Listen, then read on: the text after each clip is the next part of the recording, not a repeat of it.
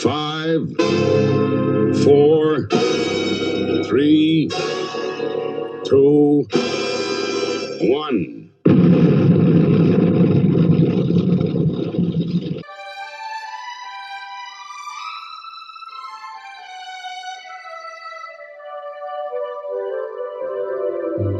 You're old, groaning like a geezer.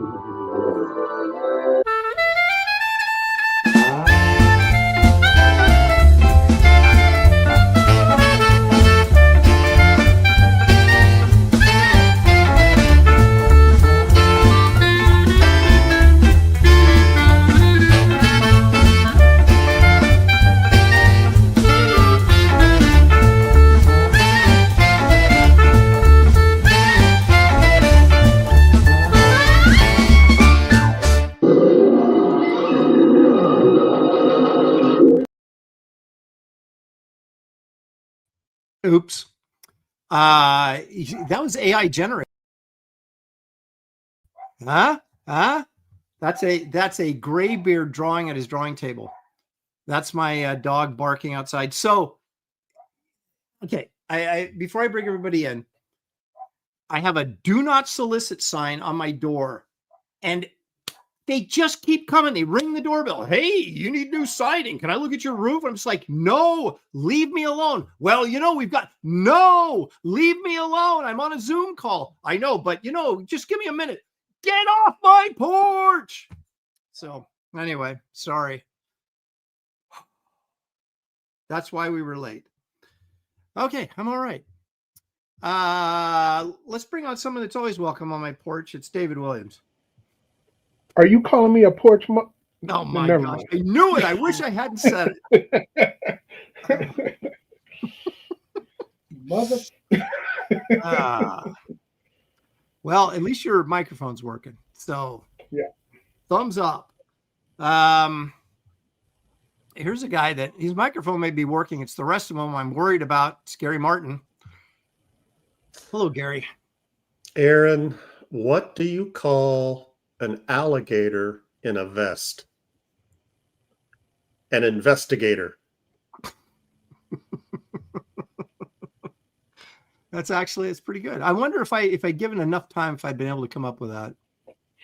But thank you, Gary. That's very, very funny. Here's a guy who's also very funny, but for all the wrong reasons. It's Dan Lawless. I don't get it.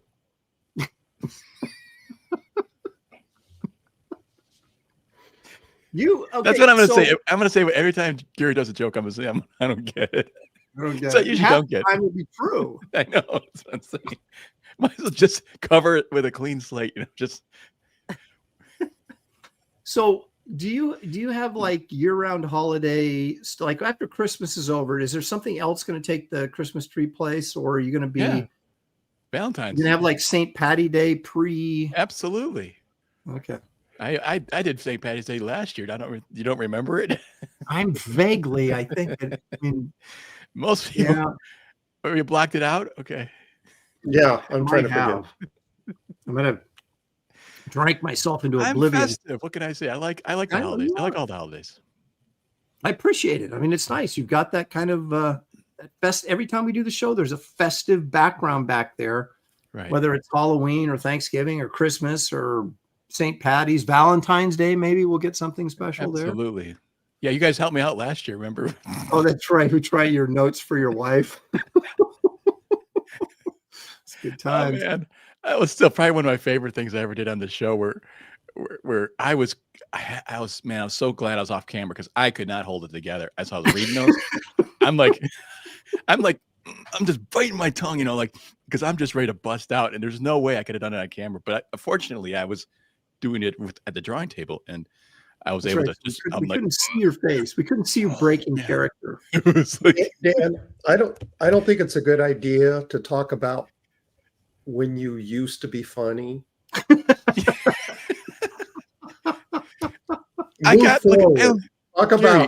Talk about how much more hilarity you're going to bring to the show in the coming year, not about past hilarity.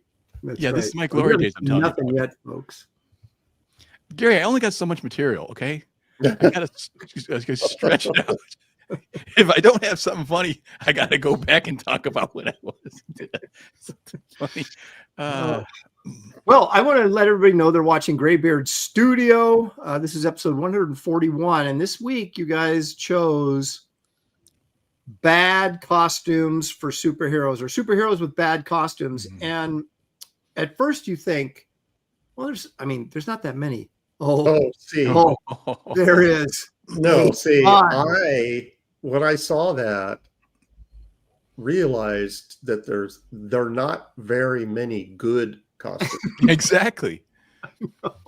Yeah, I googled bad costumes, and they came up with all this stuff that was like known superheroes. Like, I guess they. Well, someone and it makes all the top 10 bad lists is Storm with her mohawk and that vest thing that she wore. They were just like, yeah, I hated that. That's kind of it fit with the was story. like during the Silvestri days, wasn't it? Yeah, I despise that costume. It fit with the story. I loved it. How dare you not like a faux brohawk? No, Yeah, that's right. Her silver costume with her silver. It wasn't so much the hairstyle; it was the stupid, bedazzled vest and all the other. Dazzler, Disco Dazzler. That's another horrible one where she had the bell bottoms and the roller skates. Yeah. Hey, David, it looked good. Hey, David, the mohawk looks great on you, though. Yeah, right. It doesn't work on. We don't like it on other people, but you're great. Yours is great. All right. So anyway, we're going to have a lot more options here. I know who I'm doing. Actually, I have a couple. So we will we'll see what everybody else chooses. But first of all, let's I narrowed it down to two. Chat. Okay. I'm sorry. I narrowed it down I'll to be two. interested to hear what you got. Sequential Artist is here. He says, bad costumes, top 3. John Ritter is Captain Avenger from that movie Hero at Large. Ann Archer, though, was his girlfriend / wife. I always liked Ann Archer as the good-looking wife. She played that role in tons of movies. Batman of Zir-N-R and Captain Ultra. Don't know who that is either. Oh, yeah. I saw the Captain Ultra he put up. Yes. It was bad. Cosmic Boy had some really unfortunate costumes as well. Kept coming up. Any character that has boy in their title makes you a little nervous. Yeah. Pastmaster Dan is here. Randy Howell all the way from Canada. Pantheon, Rand Arrington, Glitch from across the pond. He says, basically any Kitty Pryde costume. They have never been able to design her a good one outside of the default X-Men trainee costume. I was okay with her in Excalibur when Alan Davis with the balloon sleeves. I mean, it wasn't a very creative costume, but it was, it's okay. You just brought up a good point that I hadn't thought of. It kind of depends on who is illustrating the character. It always does. It always does. Because if you like the artist, you're very forgiving of, a bad costume design. Right. Yeah, but also that certain styles look better with certain costumes. Like you take someone like, Walt Simonson, he could take, a costume that other guys draw and it wouldn't be that great, but he could make it great. So there's a lot of people who knew how to do that. Well, Manhunter is a perfect example. That's not a great costume, but the balloon sleeves, not very practical, but he would use it as a like a design element, those big sleeves and all that kind of stuff, and didn't bother me. I guess like anything in wearing buccaneer boots would be challenging. Well, who's that Fool Killer? Doesn't he look dressed like a pirate? I never understood that. I'm like, why does he look like a pirate with a mask? I kind of like that character. But I just realized when I said it depends on the artist, it can make a bad costume and look good. That might be the challenge of today's show. Can you I'm sorry. Yeah, that's what I'm challenging myself to do today. Yes. I don't know that I'll win when the one that I'm going to pick. Matthew Muma is here. Corum, Invisible Woman as Malice or her 90s. People don't like the boob window for the Invisible Girl of the 90s because it was like she was like America's mom, and you're trying Yeah, to that's make right. Yeah, she it was was just a uncomfortable. It was she uncomfortable. was a mother. What's she doing? You know, Yeah. El Slutto costume. Yeah. Yeah. Plus, it wasn't it sort of a cutout for or something kind of in there? I forget what it was. Yeah, that's what I mean. That was the boob window. Was Yeah, that yeah. cut out 4, and you're It just didn't like, look good. It no, it it's just inappropriate for. the 4 is that's your marketing logo. You don't Yeah. mess with it. and Let's tart up Invisible Girl. Tartar.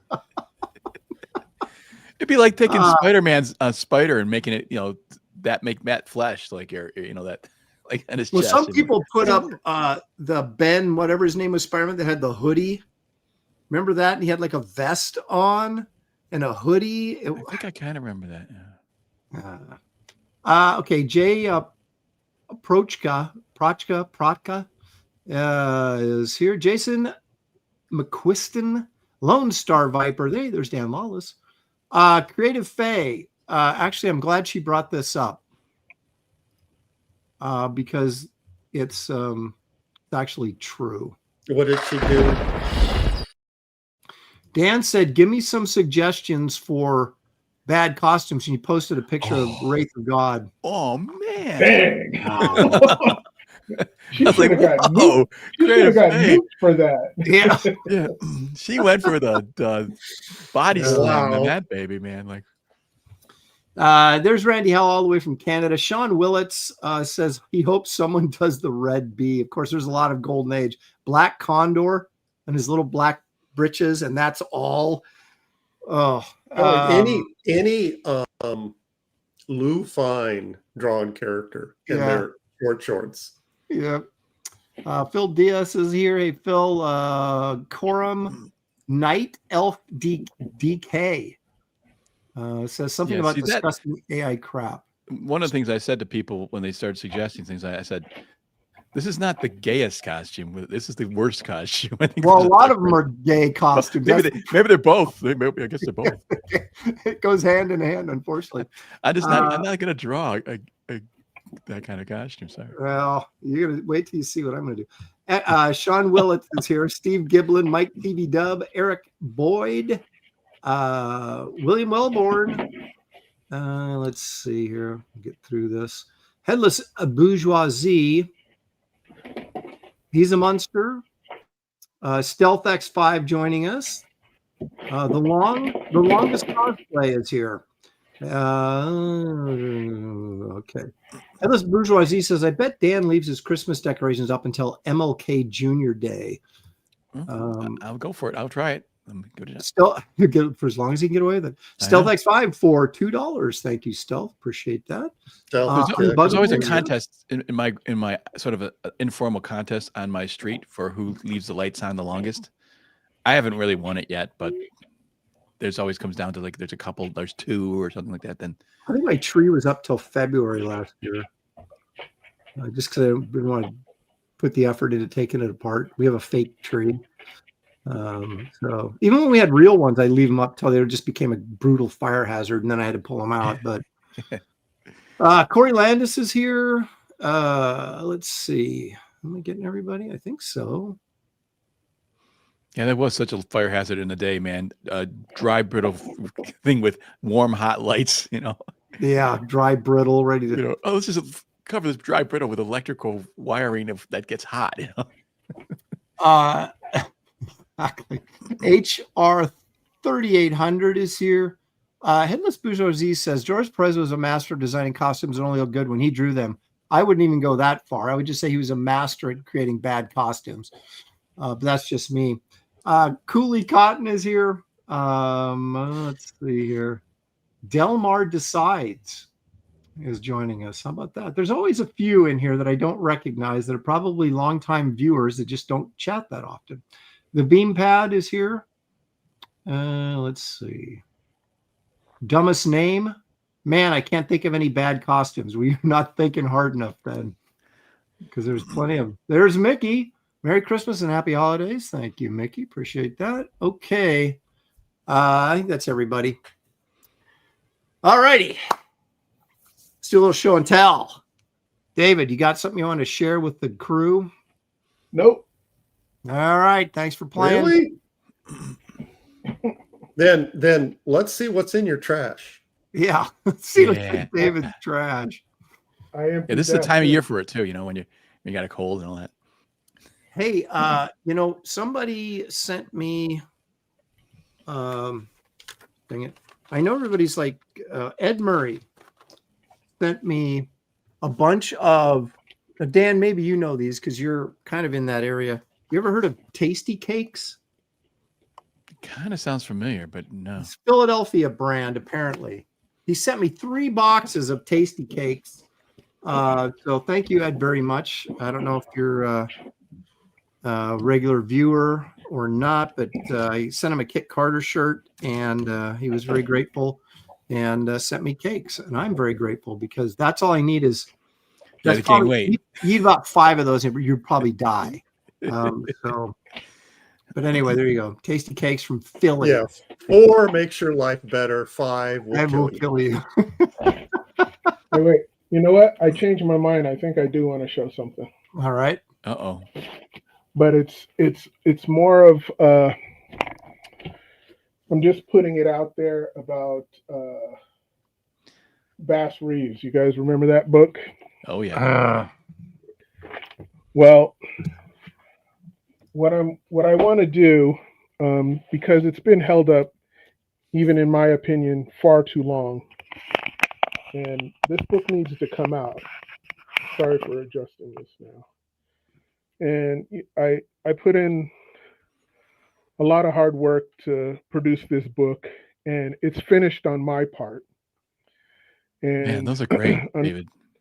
Unfortunately, it's not finished on the Brightweiser's part, because if it was, you'd have it in your hands by now.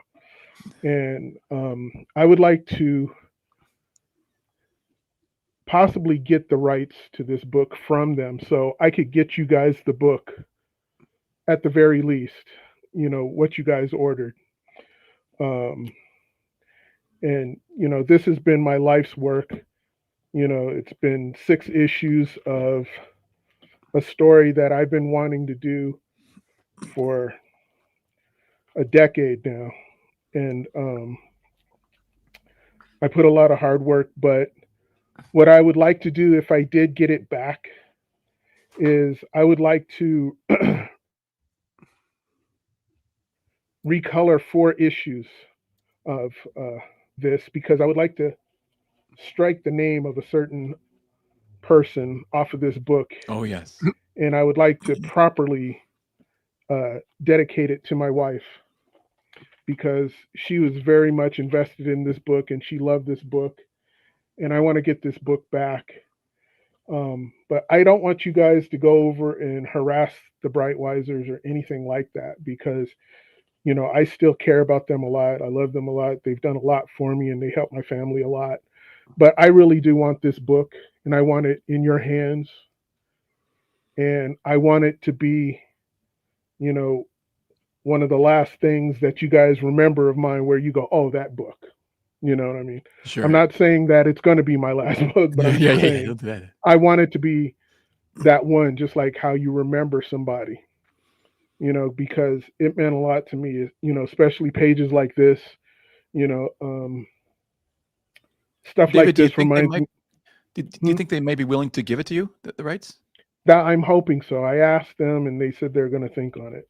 Okay.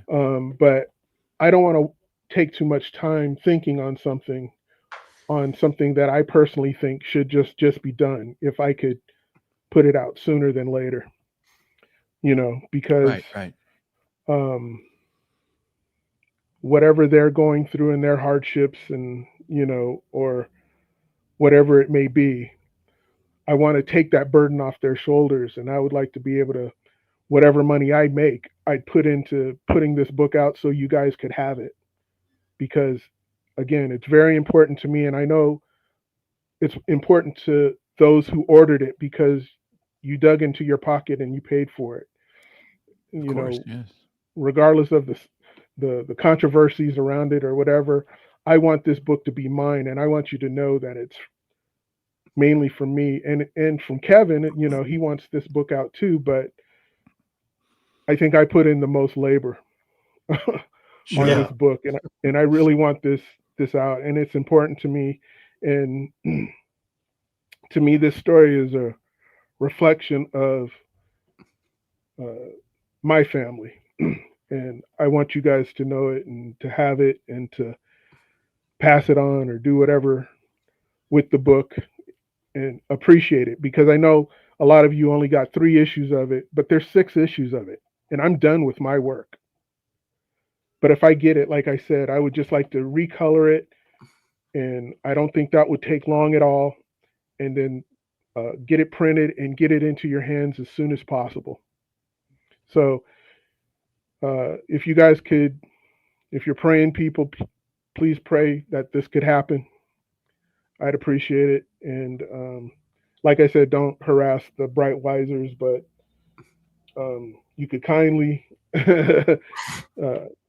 suggest, that let me put it out, because that's all I want to do. I'm not trying to, push it any further than it just being a book. I just want this book. Comic books are more important to me than any other thing that's out there, so I'd appreciate it. And thanks for hearing me out. All Yeah, right. this book looks fantastic. I work. mean, the design of these panels I'm looking Yeah. at now. Oh my gosh. It's a book that needs to happen. I want my Andrew Robinson hardcover. Yeah. All right, guys. Thanks. Yep. Aaron, could Dan go next? Because I don't want to follow that.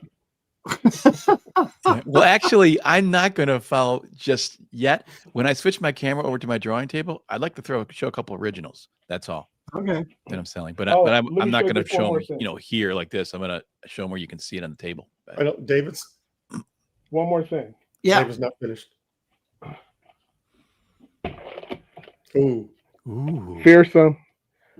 This is a shout out to Ethan. Ethan, get me more pages so we can get this book done and we can get it into people's hands. All right. Only 14 pages left, or 11 Man, or that's something like cool. that. 12. So this Oh. book is super awesome. I think it's probably one of the best CG books, if not the best. I know a lot of people want to argue, but in my mind, there's no arguing. You know what's amazing? Yeah, it's one of the best, right behind Wraith of God. But yeah, it's right there. Yeah. You know what's on the door. amazing in looking at your pages? Every single page is exciting to look at. Even Mhm. even the talkies.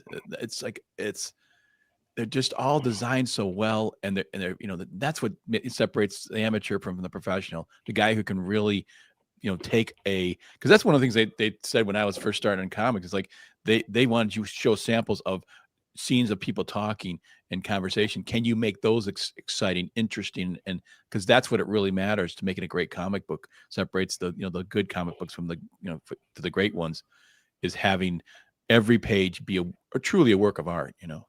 Mhm. And that's what I'm looking at here. Every one of these pages is just beautifully done, dynamic, well designed, fantastic. All right, let's see what Gary has to offer after that. Oh my gosh. The rights and stuff. Oh, I love this stuff. I love it when you do rights and stuff. It's just so much fun. We're getting close to Christmas, and this is is that a Christmas image though? Where's the well, he's Scrooge. talking about bah humbug. It's Uncle Creepy. And he's talking about gifts the wrappings are bloody, and then he ends up with Merry Creepy Christmas. So it is, it's a Christmas. Oh, gee. Look at how this is what I miss in comics is just the way he does the dark shadow, the ink shadow of that book. It's a design element. Looks Right. fantastic. It's so stark and powerful. Just love it. Yeah, I mean his mixture of delicate lines and solid blacks, and some of his lines are just micro tiny that they don't reproduce in the comic. You see them in the original art, but when I saw this image first, it's like tried to hunt down a good scan of the original, and I found one, and all these lines that I didn't see before. Wow. there's like, okay, I've got to try to recreate this. There's a nice one with Cousin Erie as Santa Claus tied up, and he's sitting there with a Right. fake beard hanging down. There's also one with a big fat Santa on a rooftop with the wind blowing and this huge chimney. You know, it's a cool piece. It's just Santa Claus, but actually, what's his face that owned CrossGen had it up on the wall there. I'd go by every morning and just go, and want to trying to figure out how I could steal it and not get caught. So I just did this because I couldn't help myself. It is available. Anybody interested? Oh, And I don't do this very often, but I'm going to do a sneak peek of what I on my drawing table. oh, a Nolan, huh? Whoa, Is that a Kevin that Nolan? is awesome. No, that is awesome, G. That's fantastic. dude, is that that's a The werewolf? werewolf. That's a wolf Yeah. man. Yeah, but which one? I would almost want it just like that without you finishing it. That's Oh, so really cool. cool. That is Which- so cool. What So werewolf? I should be done with this in a couple of days. And it's going to be all stipple and splatter. Is for- that for from a the movie? Grey Is that a Tones. werewolf from a movie, or is it just No. your own thing? My own. Okay. Ooh, wow. I was going to say, it looks like a Nolan. Like, wow, that means it's you're drawing Nolan's quality. That's for sure. Okay. All right. So, Dan, you have anything, or were you Yeah, going? we'll to show it when I go up to the camera? drawing table. I'm going Yeah. to show a couple originals for sale, you know. Yeah, go ahead. Switch But, over. that, but I'll when I switch over. Okay. We'll Are switch we done over. with this portion of the show? No, just switch over. I mean, we are pretty much done with this portion of the show. So, if you want to switch over, Okay. I don't know that I have anything that I can show right now. So, I don't. So, Dan, you're the only one left. Wow. But let's do this. Let's tell everybody what we're drawing, and then you can switch over and we'll take a look Okay. at your artwork. Well, for me, it was two choices. I narrowed it down to one, Yeah. a male and a female. One was the Whizzer, which I thought was pretty bad. If not the gosh, the name was the worst ever. But then I think I'm going to just do the female Captain Marvel, the current version. I want to see if I can make it hot, like the new costume that she wore and you know that everybody hated. Now, I'm with like, the button-up well, collar. Yeah, and yeah. Can I really make that hot, military? you know? I'm gonna try that. All right, David, what are you thinking here? At first, I was going to ask the people in the comments to annoy Gary. Well, you've So essentially just asked them because here come the comment. You know they're coming. But I was going to do something that actually me and Gary worked on when we were doing Hulk Power Pack. That Boomerang character. What was the name of it? It's not Captain Boomerang. That's the DC character. Boomerang, maybe. I don't know. John You'll know it Bates, when I draw. the Vision has a bad costume when Aaron draws him. Just throwing that out there. Oh. Baby.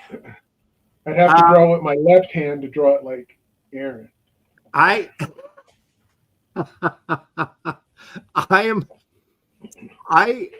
I'm gonna go with Killraven, the original costume that even Neil Adams drawing it did not look good. And actually, Alan Davis, if you guys remember, did a miniseries like in the early 2000s, and it was Killraven in his original costume. It was, oh baby. Show a picture. I'm getting one right now. See, Craig Russell redesigned it and actually looked pretty good, but the original. Here we go. I'll bring it up. Oh, okay. Here we go. God, I just have to push so many buttons. There it is.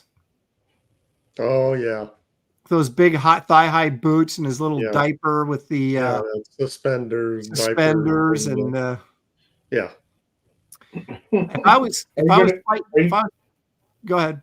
Are you gonna make it as gay as what's his name did it? What's his name? Craig Russell. Craig Russell. Yeah. No, Craig Russell redesigned the costume and made it look cool. This was not Craig Russell. This Neil Adams did the first. I don't know if Neil designed this, but he was the first one to draw him. And Why if you would you remember, wear Sean thigh-high Connery- boots and short shorts? Yeah. Remember Sean Connery did a movie called Zardos where he wore essentially this costume, and it That's was true. red. And I don't know. Mickey says she's wearing that costume right now.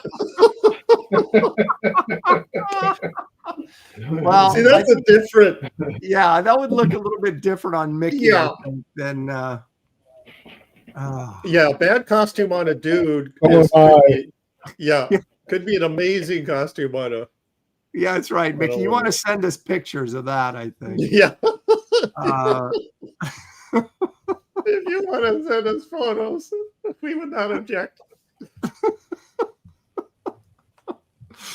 Oh, see, that's how you turn a bad costume into a good costume, right there. Exactly. Okay, so here's. Oh, see, that's not much better. It's better though. But it's got pants on. Yeah. I don't know. It's got pants on. Well, it's a better illustration, but it's still flamboyant. Oh, it's flamboyant. But when you're fighting Martians, that's the key. They can't handle the flamboyant hero. That's true. Why? Like, there's a lot of characters. John Carter is, his ensemble wasn't He-Man like. Well, in the actual stories, they were all naked running around. I don't know. That's true. I never really understood that because it's like, I don't think I want to go into battle buck naked. That's just, I think I'd want to gird up my loins perhaps before I went out there and with swords and everything. Just a bit of leather would help out, Well placed leather. I changed my mind about Boomerang. He actually has a cool costume. Okay, could we do a little housekeeping? A. Riley, in it. Keep this to yourself. This has nothing to do with our show. I'm asking you politely. Okay? There's nothing to do with us. All right? Last warning. Thank you. This has been a public service announcement. Dan, what have you got to show us? Well, I got my stuff on my website up for sale, and one of them is I just put this up recently. It is the let's make sure my camera here is tilted a little better. This is a pretty old piece, actually. This is a card I did for Image Comics of Burnout and Fairchild. Oh my gosh, yeah, back in the day. Yeah. So it's one of those long cards. So it's a little bit longer than your average trading card art. Mm-hmm. It's not 5x7. It's more like 5.5 by 9.5 or something like that. But here is on my famous, your colored pencil technique. Yeah, on my that frosted mylar, which is not vellum. Everyone says it's vellum. No, it's not vellum. It's a very different kind of. The camera always flops. Is my camera backwards? Your signature is backwards, so that means that image is. Hang on a second.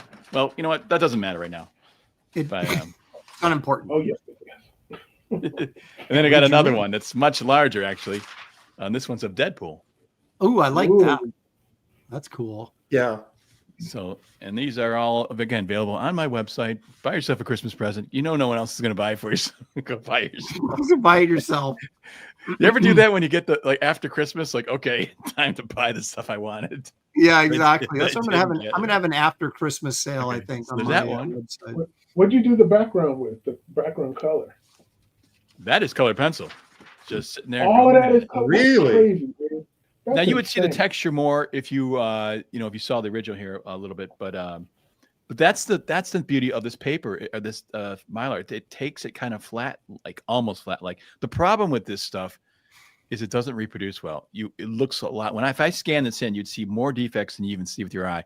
So it kind of fell apart as a because I did that 3-part series for Marvel for Star-Lord, written by Timothy Zahn in this style, and it reproduced like shit. The originals look so great compared to it. So it's disheartening to do it. But now I color on the computer. It just looks really nice. And well, you know what you're getting too. You know how it's going to reproduce. Yes, I can pick out exactly the color. So yeah. Anyways, I don't go through these quickly. And then the third one, this one is up for sale for a while, and it's been always priced pretty high, because it's a large piece. It's 14 by 17, and that's a great piece. Really, really finished piece. I mean, this isn't just an hour sketch. This is a week's work. Hold it close again. Wow. This isn't your dad's pencil drawing, okay? You know what I'm saying? So I mean, there's a lot of funky, cool stuff in here that I put on it. That's awesome. Yeah, it's a really nice piece. So if you want, I mean, you guys have bought pieces before from me. You get a good drawing. That's a 3-hour drawing. This is what I do if I put a week's work into it. And that's why it's higher priced. Right. It's really finished. Worth every penny too. Yeah. I mean, I'm not anxious to necessarily sell it unless people want to pay what I put into it, so. But one of my first characters that I drew at Marvel was Doctor Strange, and so it's kind of got a little bit of special quality to draw him again. This is a more recent piece. Obviously, this is just a couple years old, and but it's up there. So on my website, danlawless.com. There you go. And that's it, guys. A lot of people don't realize when you do a piece like this, you're putting your heart and soul and time into it. Yes. And if it's because you're spending more time on it, it's going to be more expensive. Yes. And if people not used to paying that much, they try to talk you down, try to cut a deal with something that is like, you realize, even if you just look at the time factor, what you're asking of me. Yeah, so sometimes it's when you factor in the time, it's in the price you do. It's almost like you're working for minimum wage sometimes. Right. When you factor in the hours you put into it, so it's not overpriced at all. It's if you put a week of work into it, it's right. And then plus the years of toil that you put into your craft to learn how to do that. Right. What's that worth? Which is just the opposite of what John Beatty does, who just hacks stuff out and then wants top dollar for it. It's crazy what the guy tries to get away with. Wow. Welcome back, John. I do have something to share. These came in yesterday. Wraith of God. This one's damaged up here, so it's not going out. But Wraith of God, Roughs Volume 3. This is the all the books show up. Okay, Creative Bay is going to want you to sell that to her at a discount. I'm going John Beatty on this one. I'm charging more for it because it's damaged. Because there's fewer damaged copies than non-damaged copies. So anyway, this is in. The books show up tomorrow between 9 and 1 o'clock, and then I'm going to start shipping. I got my 94-year-old mother bagging and boarding these right now. After she finished the dishes, and then Aaron got her on that. Aaron, some people, some sons would be ashamed that they're making their poor mother slave away, but you revel in it. Yeah. What is this? Ashamed. What is that? Enjoy it. She go, can I have a morsel of food now? No. Look at, I am providing the geriatric community with work, with purpose. Yeah. What I'm doing. Your purpose is to serve me. Yeah. It's stick with that story at your hearing. no. Aaron, my fingers hurt. I keep wrapping him with a ruler when she wants to take a break. Mom, I need these sketchbooks done today. We got books coming in tomorrow. So all she does is sit in front of the computer and put puzzles together anyway. So, I'm providing a community service, I think. And she gets fed. You know, she can have as much to eat as she wants. That's kind of the rule around here. If you do your work, you can eat as much as you want. Aaron, you realize this is your future as well. I know. I know. My daughter is probably going to get stuck with me in my old age, and if I live long enough. And so I'm sure she'll just turn the tables on me. Get to work, Dad. I can't. My mom wants something to do. I am providing a service. Yeah, So. he sounds like a guilty man to me. Keeps making these excuses like, No, it's I know not she true. likes I me. love my mom, especially when she does like 100 books a day. Well, I see, really- it's more your tone when you claim you're doing her a favor. You're not doing it in a lighthearted, you know, I'm helping her tone. It's a that battle axe, you know, better be happy that she's getting work from me. That's the tone, Aaron. Well, Mom, yeah, I love you, but I'd love you a little more if you put out a Yeah, film. exactly. I'd love I you had to depending work on your on my, output. Yeah, if you increase your output. I got to work on my bedside manner, I guess, a little bit. But... All right, we're off to. Okay, so let's go around again. What's everybody doing? I'm drawing the modern Captain Marvel with the Captain worst Marvel, modern costume Captain ever. Marvel. With the And priest Aaron? with the priest collar.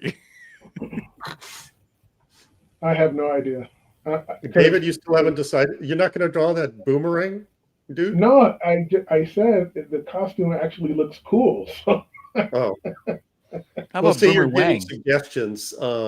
Crazy Cat says Gambit. John Gambit's awesome. Beatty says Man Bat.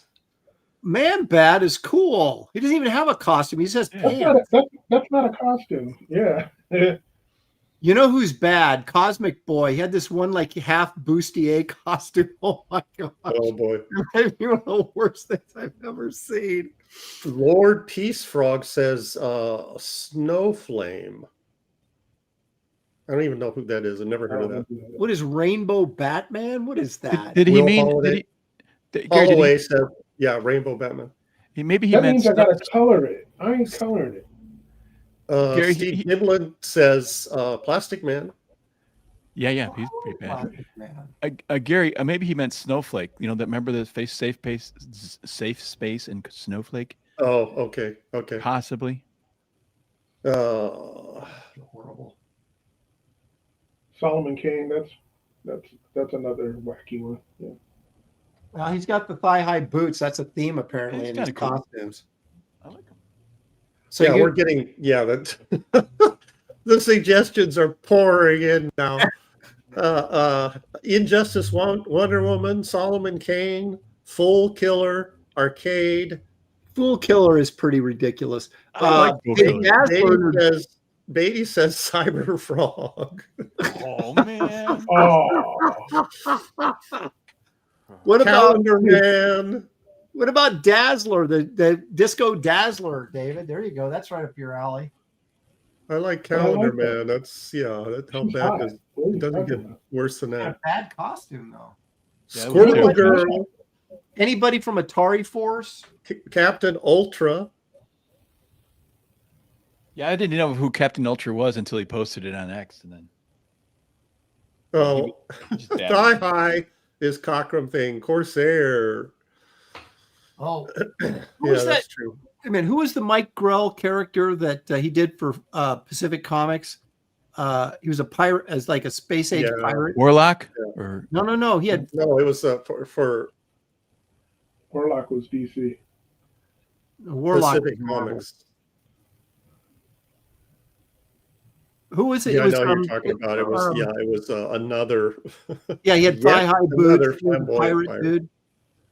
Oh, Skate Man from Neil Adams. Skateman, yeah. Wonder Man had some really bad costumes in there. Grimjack. Actually, I thought Grimjack was cool. It wasn't Not Grimjack. bad. It was where the Rocketeer first appeared in that. Okay, Marcus. Thank you, Marcus. Star Slayer. Star Slayer. Yes. He had the thigh-high boots too. Why would, if you're going to space, why would you dress like a pirate? Well, because you're trying to get some booty. I don't know. What? In outer space? That's what space girls dig? I guess, according to Mike Grell.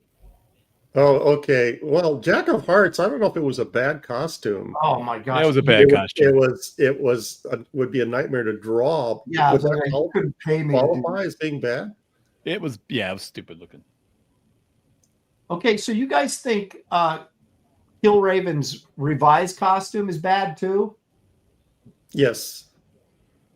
So I could actually do that one because it's actually better than It's slightly better than the first one. Slightly. as I'm drawing it, I'm getting very uncomfortable. So I'm like realizing the territory you're going to be traveling. I'm just thinking maybe I should go with the Craig Russell one is at least better. But it's still, there was a lot of funky stuff going on in 70s costumes. Yeah. Oh, what was the one where, was it Cyborg that Perez drew that had like nothing on his legs? It was just like, he had like bare legs, right?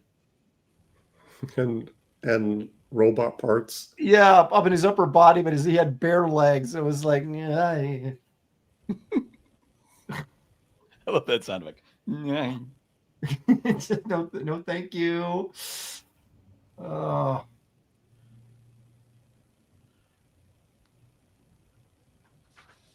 used to love Killraven though when I was a kid. Maybe it's because Neil Adams drew that first issue, but yeah, I read that book.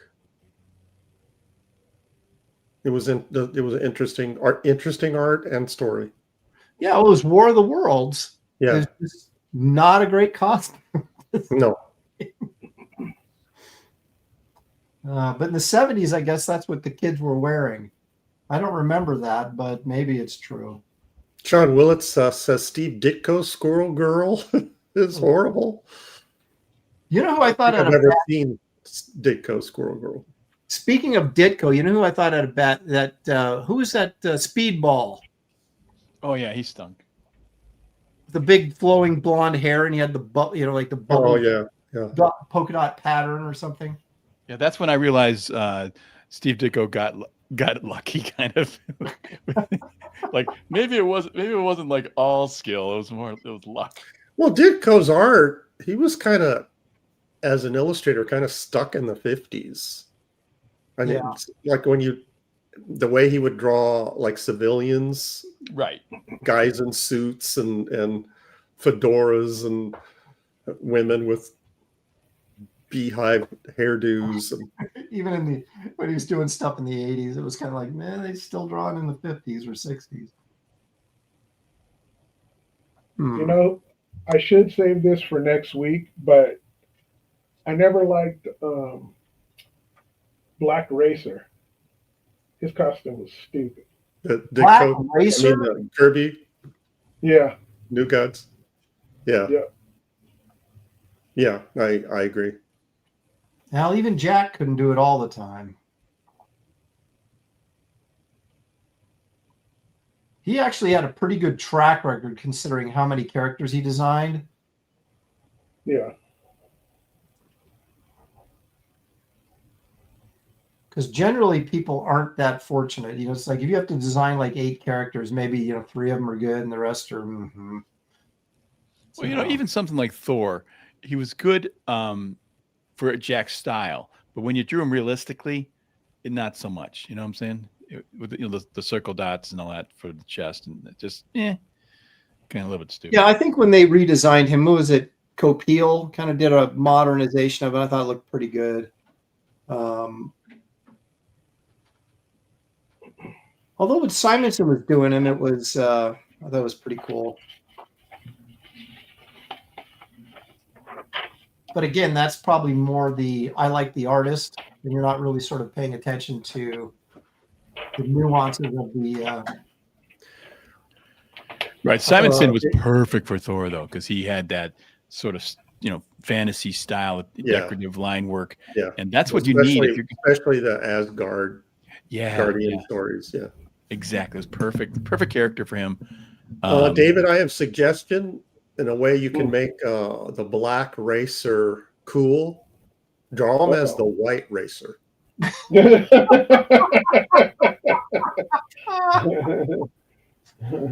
Wasn't the Black Racer kind of like Kirby's answer to the Silver Surfer for DC? Wasn't that kind of? There was no way an answer to that. No way. Yeah. But yeah, he did a lot of archetypes. Well, it's like who's the Calabac looks just like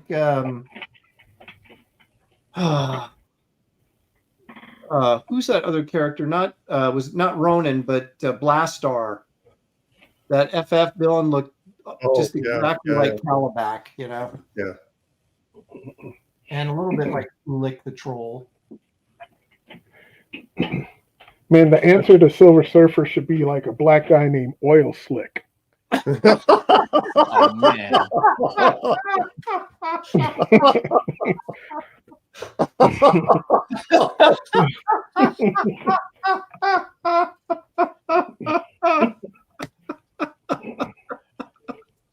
Oh my gosh! Wow! Look how if you laughed at that, you're racist. Yeah, that's why I didn't laugh at it.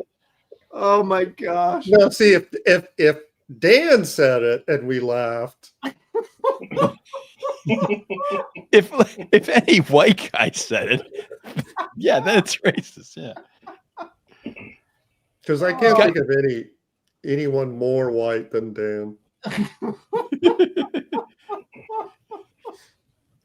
If you're black, you can make the jokes like that. So that's that was too good. You got All right. Nice. It'd be awesome because the original Silver Surfer, he talked like kind of poetic and stuff like that. Mm-hmm. But I don't even go there.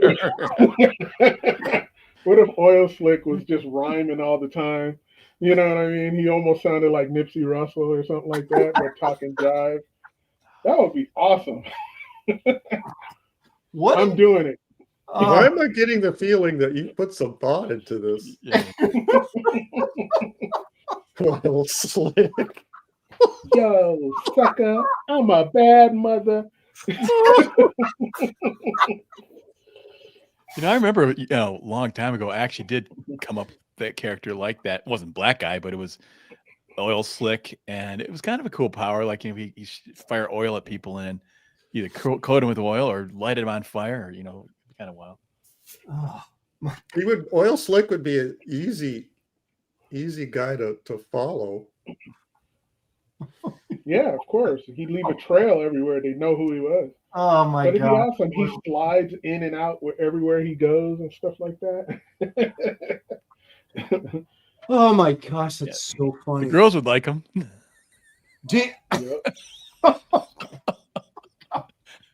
Sorry. Oh my gosh. So remember when this was a kid's show? Do you guys remember that? We were supposed to click. You know what? I didn't say anything bad.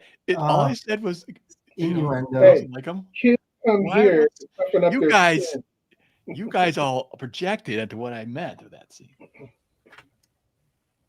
Do you guys, Gary, I don't know. I'm pretty sure you were there. We were at WonderCon back like during the ProCon days, like, a long time ago, early 90s, I guess, mid 90s. And it was working on sludge. And some guy came out to me. He goes, I got a great sludge villain. And I said, all right, let's hear it. He goes, Pave Man. He's like part of the street, and he's like made of blacktop. And I thought it was hilarious. Pave Man. Oh, God. Wasn't it, David? Wasn't it that sound like a Steve Matson character? Flag Man. Something, yeah. It was, Flagman, he had a special ability to stop traffic. Okay, Steve, whatever.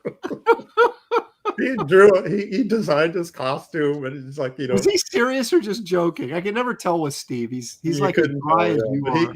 he designed his costume.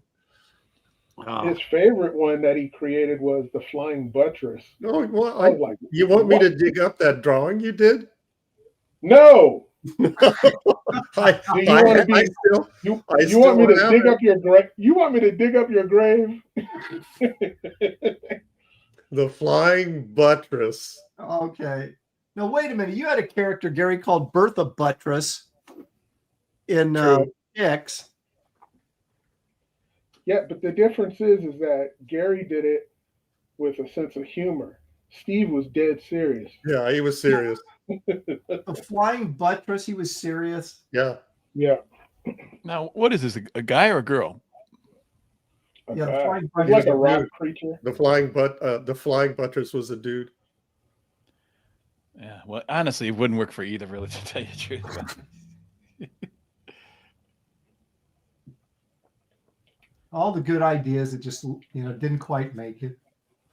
Best Age Comics, you're probably right. I think Steve got that character in Dial H for Hero. Remember when DC was having people Yep. make suggestions? Yeah, I think you're right. That he was one of those kind of guys. He would write letters and send in his his design ideas. I think he did get it in Dial H. That is funny. The flying buttress.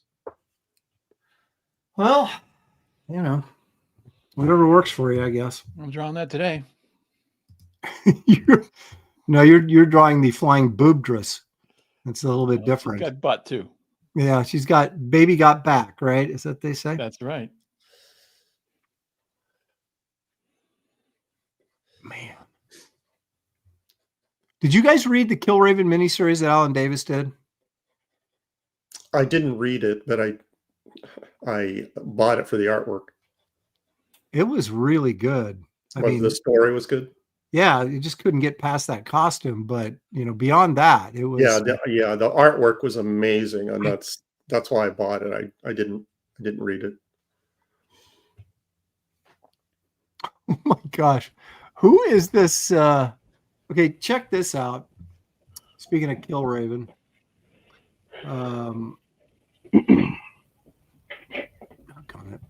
hang on a second here.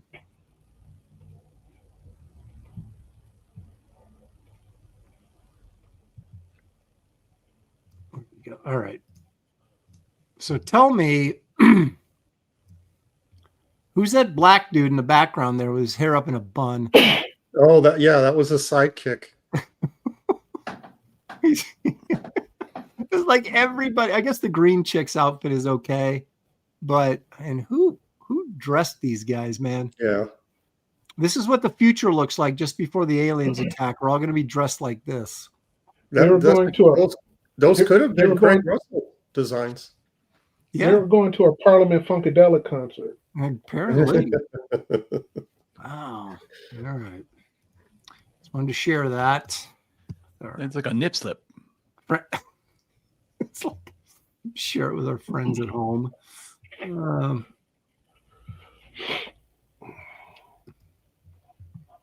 I just saw a really cool Sienkiewicz piece. Someone mentioned Bill in the chat. I just saw. I'm trying to remember what it was that he did, but I was like, "Wow, that's really cool." Aaron, you better get cracking. David started drawing. I'm in total control of my Killraven. Okay. At the moment, unless I about halfway through decide I need to start over, which would not be good. But there's always that danger. But I just keep telling myself, okay, the costume is supposed to look bad, so Yeah, but not the art. So. oh, wait a minute. Now you sound like Beatty. Well, he hasn't said anything in a while, so I gotta, You gotta fill in for him. Yeah, fill in for him. Okay. The next Beatty substitute must step in. I got to.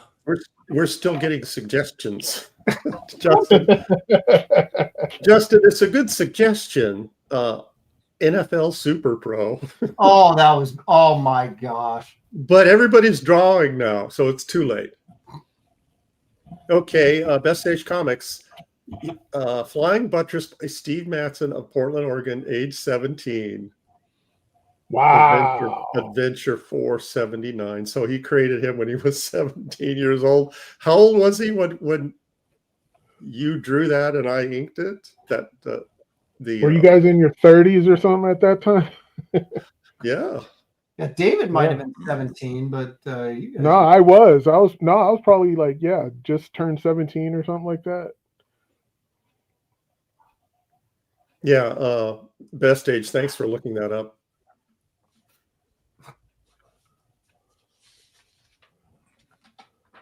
Do you guys have any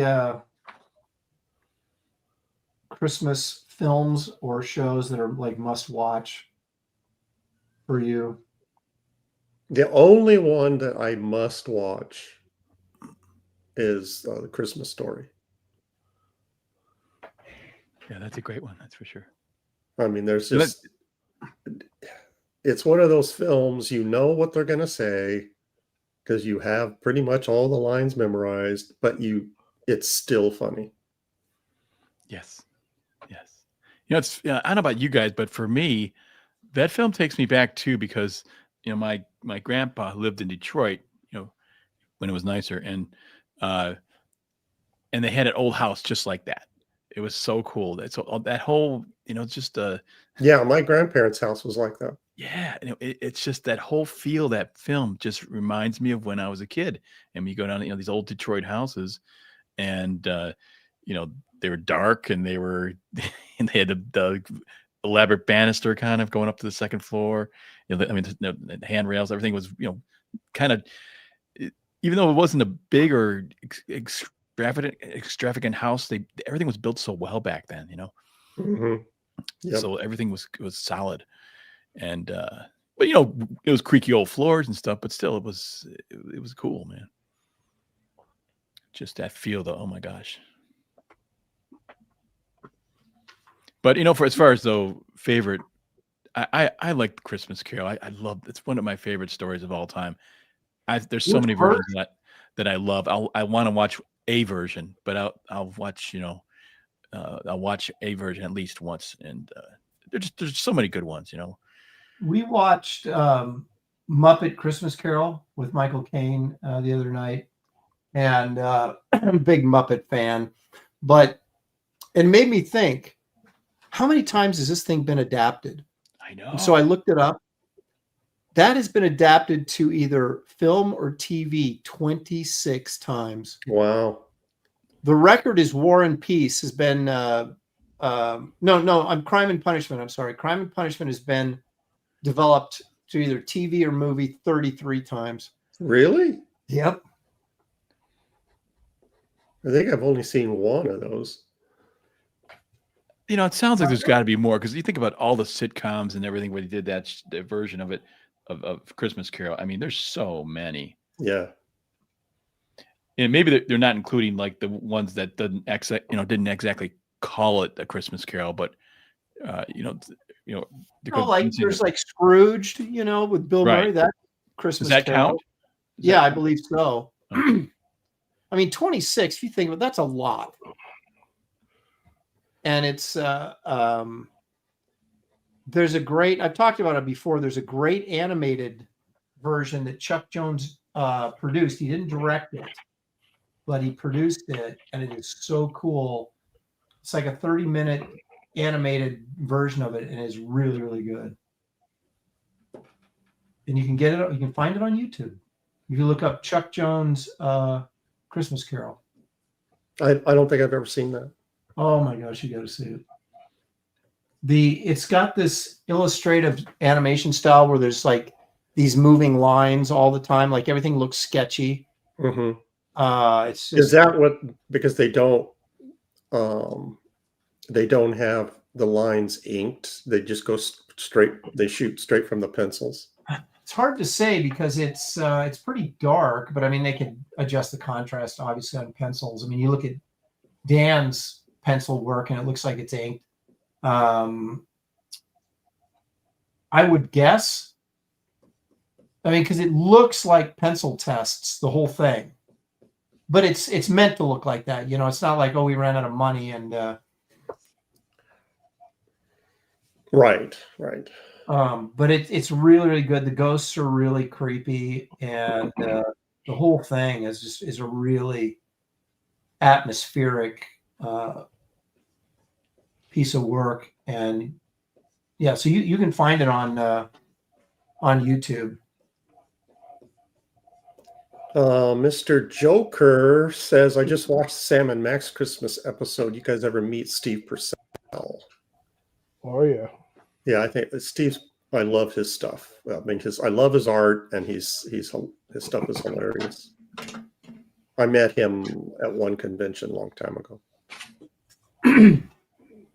I can't remember if I met him or I feel like I have, because it's Sam and Max, right? Yeah. The dog and the rabbit or whatever it was. Yeah. I put Sam and Max in a Mickey Mouse comic book. And did not get caught. I did get caught. Oh. The editor called me up. Gary, we appreciate you putting Sam and Max in the background of this comic book. Everyone got a good laugh. Don't ever do it again. Well, it's nice to know the editors are actually doing their job, right? Yep. Well, this was after my stint at DC, and I was working for Disney, Len Wein and company. I remember that. For the editors, and so I was testing them, and they were on the ball, because DC didn't. Either they didn't catch or didn't care about characters that didn't belong. I always try. I mean, I would spook my friends in and stuff, but obviously they wouldn't know that. But I don't know that I ever put another character. Oh, I did it. I did it character all the time.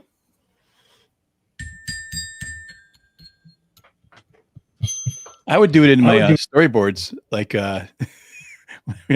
working for ad agencies, and they had a group of people. Oh, yeah. I would just throw in a Spider-Man to see if anybody would notice. A lot of those guys don't have a very good sense of humor is a problem. Stealth X5 for $5 has nothing to say but wants to give us money, and those are our favorite kind of chat. Yeah, that's our favorite super chat. Although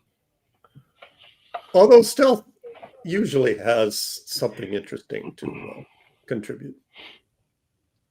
When I worked in commercial art back in the 90s before I broke into comics, the studio I worked in, the lead illustrator there, and kind of my mentor, we had to do this adult diapers newspaper ad. So it was illustrated, right? And he drew the thing, and we would fax over, so they get approval before he did the finishing touches. So he did a pencil, and he drew the big old turd in it. Oh my gosh! They did not find that amusing at all. On the DC Who's Who page of the Blue Devil. Yeah, the one you did big shot of Blue Devil, and there's a horde of demons pouring through this portal coming at them. Right, in a bunch, and packed in there is Pogo. You put Pogo back there? Yeah, as a demon coming at Blue Devil. And you got away with it, of course. Yep. Now you can get away with it. You can get away with anything nowadays because the DC editors aren't even paying attention to their own books, let alone. Yeah. Well, they don't like licensed items, actual real life items. They gave Steve Rude flack for putting a Coke can on the background somewhere, sitting on a counter and they told him to take it out, and he refused, and so he quit. Rude is such a bizarre personality. I can't even. I'm not taking that Coke can out. You're like, dude, just you shouldn't have put it in the first place. That he's having a cow because they're making him take it out. That's just crazy, man. I tried to get a Snickers bar into Splash Page of Tachyon, and they caught me. Remember when why do they care? Because I would think that, remember that for a while there was product placement was a big deal in movies where the companies would pay to have, Will Smith hold the Coca-Cola can or something in a movie. They'd had people actually assigned to do that, to, put these products in the movies. That was the thing that I did not ever understand, because it's like, I mean, I get it from DC's point. We don't want to be doing free advertising, but I can't understand why Snickers would be upset because it's free advertising for them. Exactly.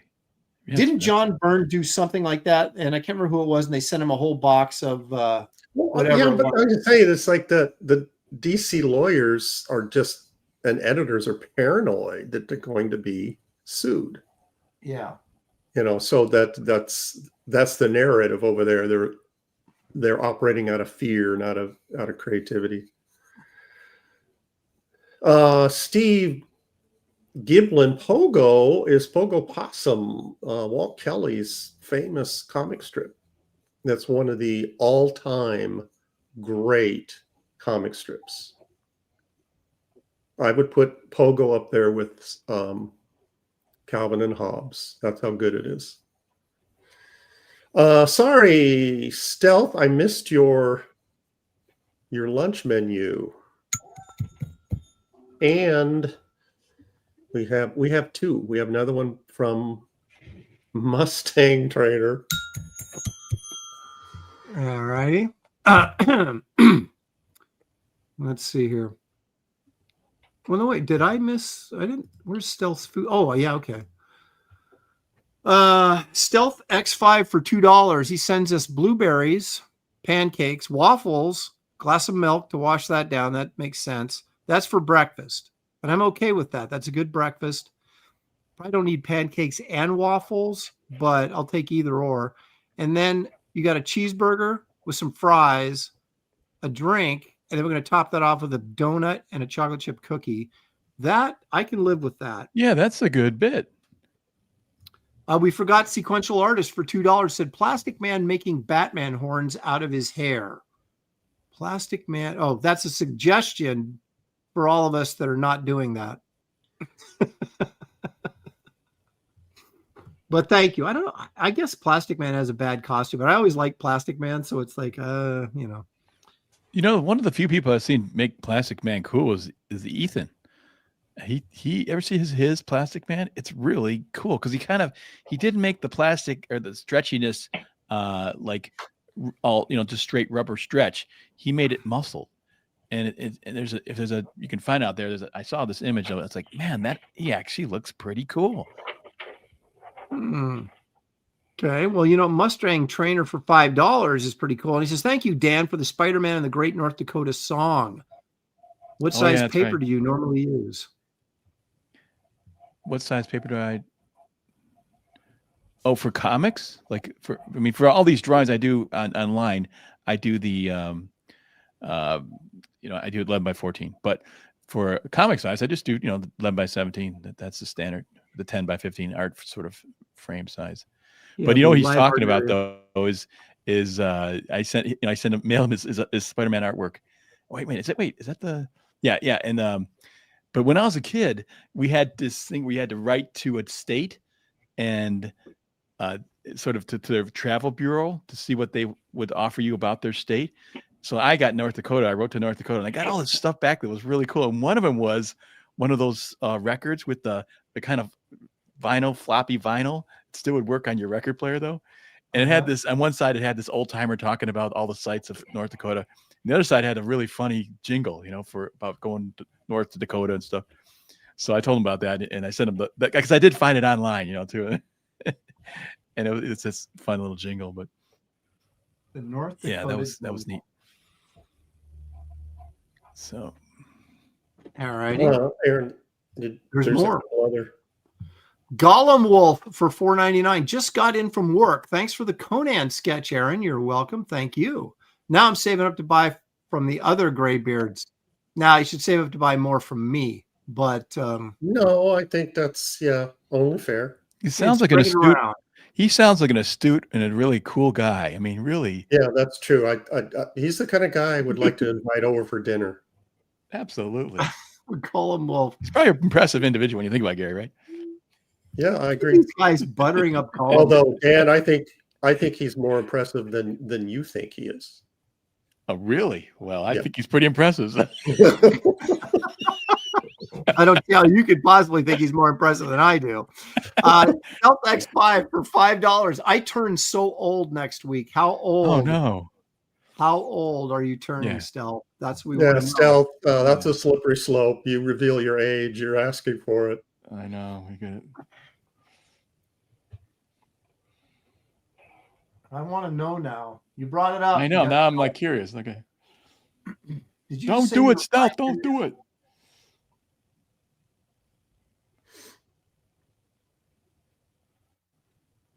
All right. So did you guys know that? I'm sure you did, but Stealth says 40. There was a 40. He's a baby. Yeah, you're a kid.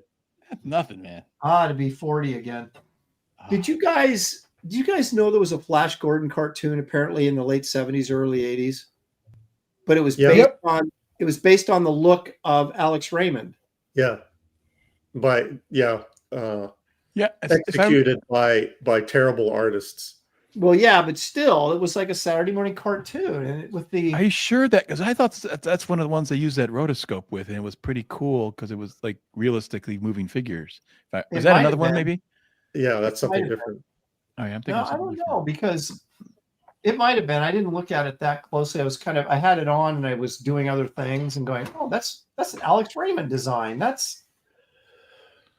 I remember a Saturday morning cartoon Tarzan, where they used that rotoscope stuff, and it was pretty cool because that was all filmation stuff. Was running. That's what they did. What was that, David? It was all filmation stuff. So they used a lot of rotoscoping. Yeah, filmation. That's the group. Yep. So I think it looked good at the time. I thought it was cool. I mean, I don't know. No, when you were a kid, yeah. I mean, it was like. But Gary wasn't a kid back then, so that's true. Gary hated everything. Not true. I love the Christmas Story. Other than that, so wait till you get a load of my beef this week. Oh boy. So where do you guys fall on the? Wait till you get a load of my beef. You're going to get a load of my beef this week. What? Okay, I just realized what I said. What? I'm gonna get to the meat of it. Yeah. What? Oh man, I always forget. We got to clean it up. I am amazed what came up like just over Thanksgiving. This came up yet again about Die Hard. Is it a Christmas movie or not? Nah. Yes. Well, it took place during Christmas, but did it actually have any Christmas theme to it? Any kind of sort of? Not that I remember. I look at Batman Returns as a Christmas movie. Of course you do.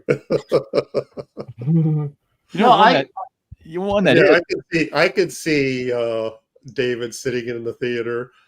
God bless us, everyone. One that I think is definitely, but people have said no to, is Home Alone. I think Home Alone's totally a Christmas movie. Oh, I always thought it that way. I don't know that I've ever sat through the whole thing because the whole thing just looks irritating to me. But I haven't. Yeah, I've seen bits and pieces of it, but not the whole thing. I kind of felt like it. A Christmas movie. I think it's funny. But But I'm sorry, it does have a scene, at the end with this old man, and it's really, the meaning of Christmas is really, talked about there. So it's So I mean, it's thematically, it's a Christmas movie, despite the fact that it's these two guys trying to break into their house. Right. But I agree with. I never thought that Die Hard was a Christmas movie because it's not Christmas themed.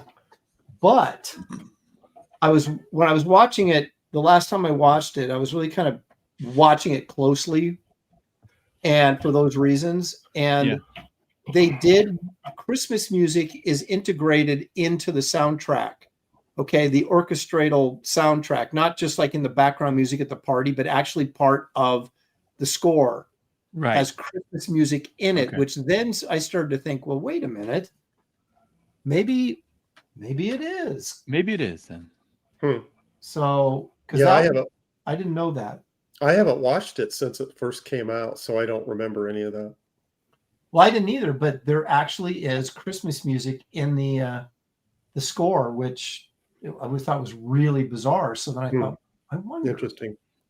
Yeah. So. So are people weighing in the chat as to whether it's a Christmas movie or not? Yep. Okay. What's the consensus? It's all over the place. Gollum Wolf says John McClane went to reconcile with his wife and kids for Christmas. It just so happened to have those pesky terrorists in the way. Die Hard is a Christmas movie. Anything with a Christmas theme in it becomes a Christmas movie. But there isn't a Christmas theme in the movie, I don't think. No, I mean, there's a Christmas party, but I don't know. Let's see. Leg Kick for 5. Thank you, Leg Kick. Says Defenders of the Earth tied in with Flash Gordon? ? I assume he's talking about the cartoon animated thing. I don't know. That I don't know. Thank you for the 5. Mustang Trainer for 2. Thanks to David, too, for his Spider-Man. Love you both. Thank you. Wait, who does he love? David. Not you. He loves both of you. Yeah. I just want, in case I'm getting love, I want to, know about it. All right. Here's no. What about Nightmare Before Christmas? Is that a Halloween movie or a Christmas movie? Yeah. It's hard to say. It's almost neither. You just mentioned Christmas. It's a Christmas movie. Well, I think Christmas, perhaps, I would have to say. Gosh, it's hard to say, though, because it's so, steeped in Halloween, too. Well, I got this because my daughter, we were watching a Halloween movie. She had to watch that. And I go, that's a Christmas movie. It's not a Halloween movie. And she goes, it is too, a Halloween movie. The whole thing takes place in Halloween Town. I go, yeah, but the whole purpose is them stealing Christmas. So I think it's a Christmas movie. That's, Well, it's a unique movie in that it falls right in between the two holidays. That's the time to watch it, really. The day after Halloween. Well, there you go. I'd never thought. Dan, only you would think of that. Because it's logical and reasonable and intelligent and I'm not sure. Wait a minute. All those adjectives, just throw in any one of something, Dan, that's not something if I lived 100 lives that I would ever consider. Well, okay. Well, that's the perfect film for in between Halloween and Christmas. Why hadn't I thought of that before? Well, if anybody wants to tell me I'm brilliant, go ahead. Even if you don't want to tell them, I'm just gonna. That's how I take that comment. I would have thought of that in 100 years. Well, I must be very intelligent. Only someone like me can think of something so brilliant. No one else would think of that in a million years. Yeah, that's exactly. Those brainless fools. Exactly. I'll show them. The ultimate supervillain rant. Adults at the Institute. Oh man. I've been watching started rewatching. Is it? It's not Batman Adventures. It's Batman the animated show. What's it called? The original Bruce Timm one. Batman animated. Yeah. Well, is that what it's actually called, or is it? Yes. Okay. You almost got it right. Well, Batman animated one. Well, I couldn't remember if it was called Batman Adventures. That was the comic book, right? It was Batman Adventures. Yeah. And the second episode is a Christmas episode with the Joker. Yeah. Okay. And I that struck me as kind of odd. I don't know why. I mean, because when you were working there, David, did they make I mean, when they're making these cartoons, they didn't know when they were going to come out exactly, right? oh yeah, no, heck no. So somebody had to consciously say, let's do a Christmas episode. Like 2 episodes in, it just seemed kind of odd that would be I mean, you figure eventually these shows, they come out and they eventually do a Christmas episode, or so that, if they're running long enough during December, they can, run the Christmas episode. But the kind of like second one out of the gate, making a Christmas episode, I just thought was interesting. I don't know why. It just seemed kind of odd to me. No, I just don't think they just wanted to draw what they wanted to draw and create environments. A lot of the shows are, in the beginning, is about creating environments so that you can reuse. And if they're using snow environments, if they could do it again. Right. Okay. Gotcha. Also, Christmas, is a time of year. It's kind of like it's got the magic and the special. So violating that with a villain is, it kind of gets a contrast. I mean, that sort of lends itself to a good story too. The innocence of Christmas. Creative Faye has a good point. I don't believe that. She says, hold on. Well, you may disagree. She says The Thing is a Christmas film because it has snow and togetherness.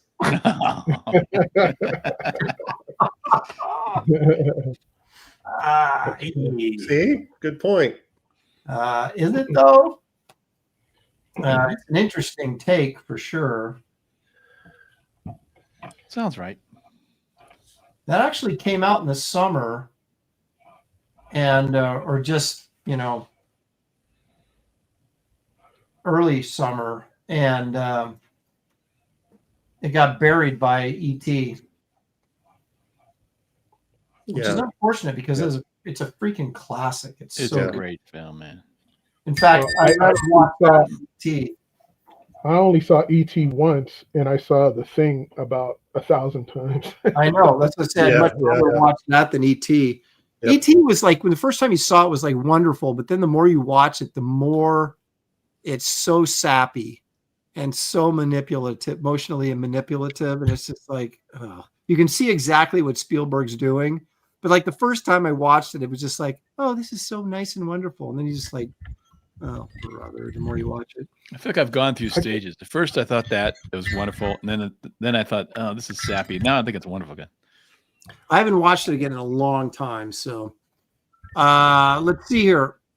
Sequential Artist for 10. Thank you, sir. He says, Die Hard is an allegory for Christmas, with McClane coming to save the hostages like Jesus coming to earth to save us. So yippee-ki-yay, Merry Christmas. How do you argue with that? What are you going to do? Okay. I'm putting that on my next Christmas card. Yippee-ki-yay, Merry Christmas. Stealth X5 for $2. Who should I buy a piece of art from next week? Well, clearly that would be me. But you're free to choose whoever you'd like.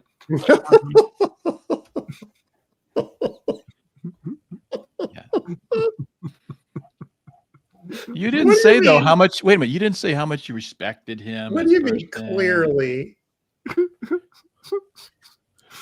But I mean, the way you phrase that, Aaron, let me translate, Stealth. Uh-oh. You should buy it from me, and if you don't, you're an idiot. Oh, That's what just- Aaron was wait, saying. now, That's wait a what he minute. was I don't- actually saying. I don't think that's what I said man, at he all. just insulted you, Stealth. I didn't do that. No, no one. Did you do no that, one Gary? insulted you like that, except Aaron. Well, let's see here. Lucas Lopez says, I love the movie, but E.T. is creepy as F. Headless Bourgeoisie says, E.T. made Reagan cry and probably gave him Alzheimer's. Oh my gosh. Too soon? Marcus says, Eisner used E.T. as a lesson in storytelling in his class. Okay. Well, I'm not saying it's not a well-told story or anything. I'm just saying it's sappy. So...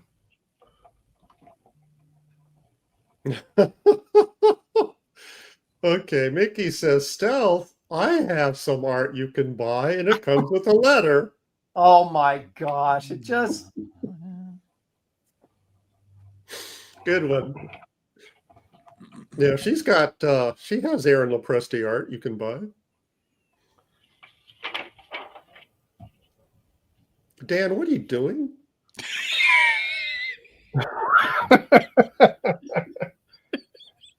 His mind started. What? drifting. Wait. What? You're not supposed to make it good. Oh my gosh. Okay. Dan's at his old... Dan's definitely trying to sell this. He's up to his old tricks again. Well, I thought, okay, the idea behind the new Captain Marvel was they were going to, take the sexiness out of her, And I thought, And well, putting it back in. this is You revenge think that time. puts it back in? Have those little... Sure, why wouldn't it? Of course it does. I would think so. It's very cold in space. That's right. Well, those are just like strategically placed dots. Well, it's going through a costume. She's not naked. Alrighty. It's just part of the human body. Remember Perfectly we used to natural. Yeah, Perfectly. that'll stop the Hulk dead in his tracks. Wow, we're good. Dan, you're getting a lot of comments. Really? Yeah. Very nipply.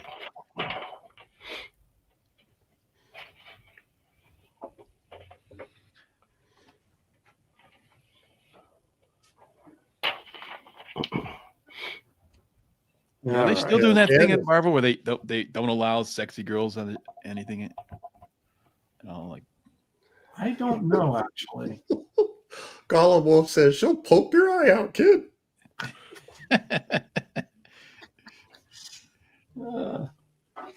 Yeah, I got this. Remember when I got my Kid Carter one censored? That Kid Carter illustration I did, and I had in the original nips, and Aaron said, "Take them out."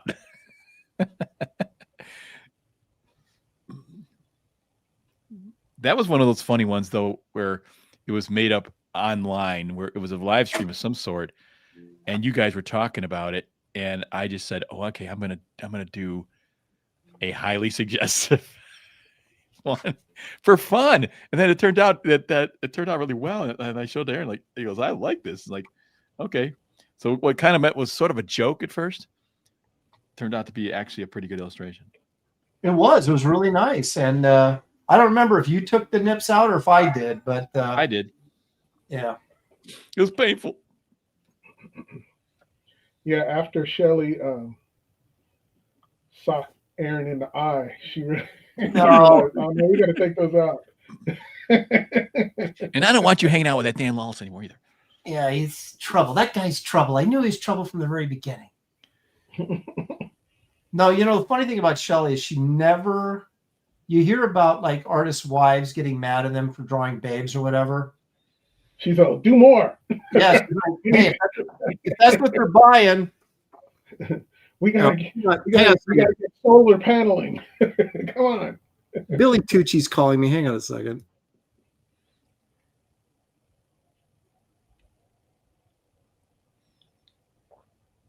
Put my line.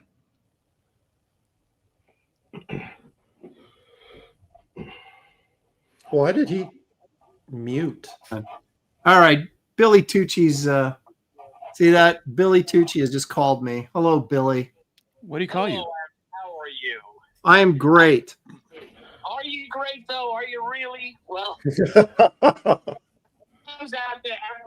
Aaron is hearing that the Con exhibitor housing is opened up, and he did not receive an email. And I said that, oh well, I did it. It's all taken care of, and we got a room for Andy.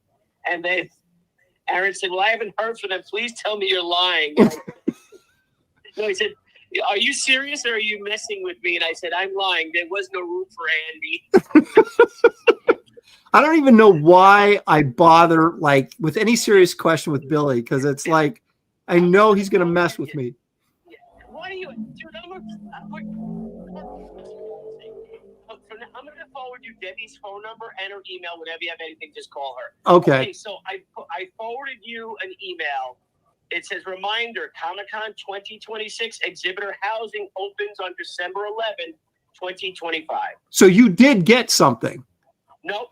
We got this email from that. Debbie got the email from them on November 25th. I never got that email. God, those people drive me nuts. Did you pay your down payment for your booth? Dude, I'm completely paid up on my booth. They wouldn't let us pay our booth up. Why did they let you pay yours and they didn't let us pay out? I don't know. There's something black. wacky going on. Okay. Well, she said okay. Now listen, you got to do me a favor. Oh no. Here we go. If you get an email about the panels, like requests for panels, you got to let me know. Okay. I will do that. Last year they didn't send it to me, and I didn't get it. And I had to get it from like Terry Moore or somebody. And because we do our comic book couples panel and all that stuff, and I'm like, I didn't. And Jimmy called me. He's like, "Did you get for the panels? Did you put in for the panel?" I'm like, "I didn't see anything for a panel." And Jimmy's not an exhibitor. Then Robin had to send it to me. Well, so, I'm glad I'm not the only one who's not getting important information, because I thought they were just picking on me. So. All right, dude. Let's try to do a panel about AI. Is that or friend? Is that all you want to do? That's all you want to do is bitch about AI. You don't want to do any panels. You want to sit there all day and make money? Yes, that's what I want to do. Aaron, does Billy know you're doing Graybeards? I'm a socialist, so I'm just there to. All right, you heard it right here. Billy's actually a socialist. He just admitted to it. So yes, I'm a Madame bro. Can he hear us? I don't know. No, he can't. So I'm sorry I'm not watching, but I'm going to watch and I'm going to troll you guys. Please do. John Beatty does, so you know. Yeah, I know that John Beatty did, but no super chats. I'm not sending you super chats. Okay, I don't want any of your money. I just want. Paid up, right? Am I all paid up, or still owe you like $40 from dinner last year? It was 2 years ago, and yes. So. Is this ever going to end or no? No. As long as I can squeeze you for cash, it's never going to end. Isn't that nice? Oh, here we go. Look, here it is. Oh, there's me. Oh my God, I can hear myself. All right. See you later, Billy. Dan, all the drawings look great. All the Thank you. drawings look terrific. Look at Mr. Williams drawing a Sentinel. You didn't think I knew what that was, right? Or is that Dark Side? Who is that? It's oil slick. It's oil slick. No, it's Yeah. that is. That's the black Is your racer. favorite? Right there. Black Racer. Why does he look like Dark Side? Does he look like Dark Side? Well, he looks dark. All Kirby characters look like Darkseid. Oh, he's skiing. Yeah. Oh, look at that. Right. Oh, it's a black man skiing. Really, I'm hanging up now because I got to put the Novel. phone down so I can draw. You're going to lose this one, Aaron. Yeah, I always do. I always do. All right, bye, everybody. Thanks, man. See you, Billy. Yeah. See, Billy. The pros always show up to insult the other pros. I noticed that. Well, at least I'm honest. Unlike Dave, who gets people on and doesn't tell them they're on air. I don't think he knew he was on air. He goes, "Oh, it's No, me." he did. I told him. I said, I'm doing Graybeards right now," and he's like, "Oh, put me on." So, You're talking to the entire world right now, Billy. What do you got to say? Yeah. Well, Billy's in the select group that Aaron will take a call from while he's doing the show. Wow. I don't think. Well, see, here's the thing. Last year from San Diego, I never got. They send out like this hotel list for exhibitors because we get to pick our hotels first, obviously, because we actually have to have hotels because we're exhibiting. And so they send us out this list of hotels and instructions on how to sign up. And then they say, these go live at 9 a.m. on whatever, I guess he said December 12th or 11th, whatever it is, on a Monday. So it'll be like next Monday. And last year, they never sent me the email. So like through mid-December, I go, hey, what about exhibitor housing? Go, oh, well, that's already closed. And I'm like, what? So I had to go like through backdoor channels to get a room. Well, see, that was the thing with them. You never know if you're getting timely information because they were, and it happened the same thing with me. They weren't consistent with sending me important, bulletins. Yeah. And I mean, I got all their other stuff. And so I thought, okay, well, if there was an email problem, it certainly isn't now. And now I didn't get this again for the second straight year. But I contacted them back in November. I said, when are you sending this out? And they said, well, it's going to be probably December 2nd or 3rd. I said, okay. So here's the 3rd, and I still haven't got anything. So I sent him an email. I go, dude, where is the exhibitor stuff? And I contacted Billy because he's an exhibitor too, obviously. And they got their information on November 25th before Thanksgiving. And so it's a good thing I checked, or I would have got screwed. Yep. Hey, Aaron, Billy says your light box is giving him an epileptic fit. Live. Sorry. So what were you saying, Dan? Does John Beatty have your phone number? John Beatty, I have no idea, actually. If John called you, Aaron, during the show, would you take it? Yeah, that's what I was going to say. Why don't everybody who has Aaron's number test how important they are? Test to see if you're on the list right. or not. Well, it would be embarrassing if someone called and you didn't pick up. Yeah, now's your opportunity, people, to find out what Aaron really thinks of you. Let me preface this by saying I had texted Billy asking him if he had got the email. Oh, okay. So he is following up. He followed up with a call, and that's kind of an important thing. So I said, he's doing the show. Okay. But I don't take my son asked. I don't take it. Eric Boyd is asking, where's my beef? And still, before you do that. Stealth for $2 says, who is this week's winner? They're not finished. No, I think is he talking about who's the super chat winner? We're not doing a contest. Oh, look, David Williams. The super chat. Hey, buddy. I'm glad you love me. Yeah, you're way behind, Stealth. Wink, wink. Hang on a second. Oh. So David Williams just called me, and I did answer. So okay. I'm afraid to try. Then he hung up on me. I think you're not going to answer. Well, this, I'm trying to draw here, it's like, you guys.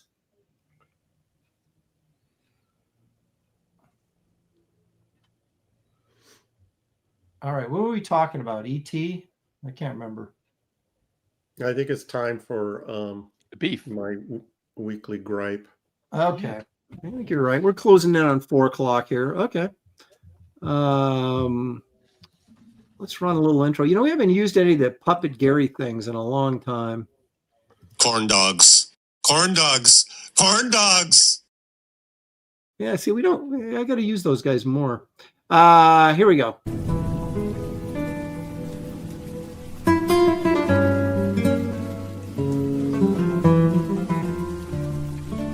What's Gary's beef? Gary, what is bugging you this week? I'm back to a food motif. Uh-oh. My beef this week is a Portland, Kentucky fried chicken. Really? Yeah. Even thinking about it makes my head hurt. So There's a golf course that I like to go to that's in Portland, but because of the time change, it gets dark around here like around 4:30, so I have to be done by 4:30. The problem though is me driving from Portland at 4:30 across the river to Vancouver is a nightmare. Yes. So I thought, okay, I'll stop off somewhere, get something to eat, kill some time, and try to make the drive closer to 6. So I checked out this KFC on the way to the golf course. This okay, I'll stop there.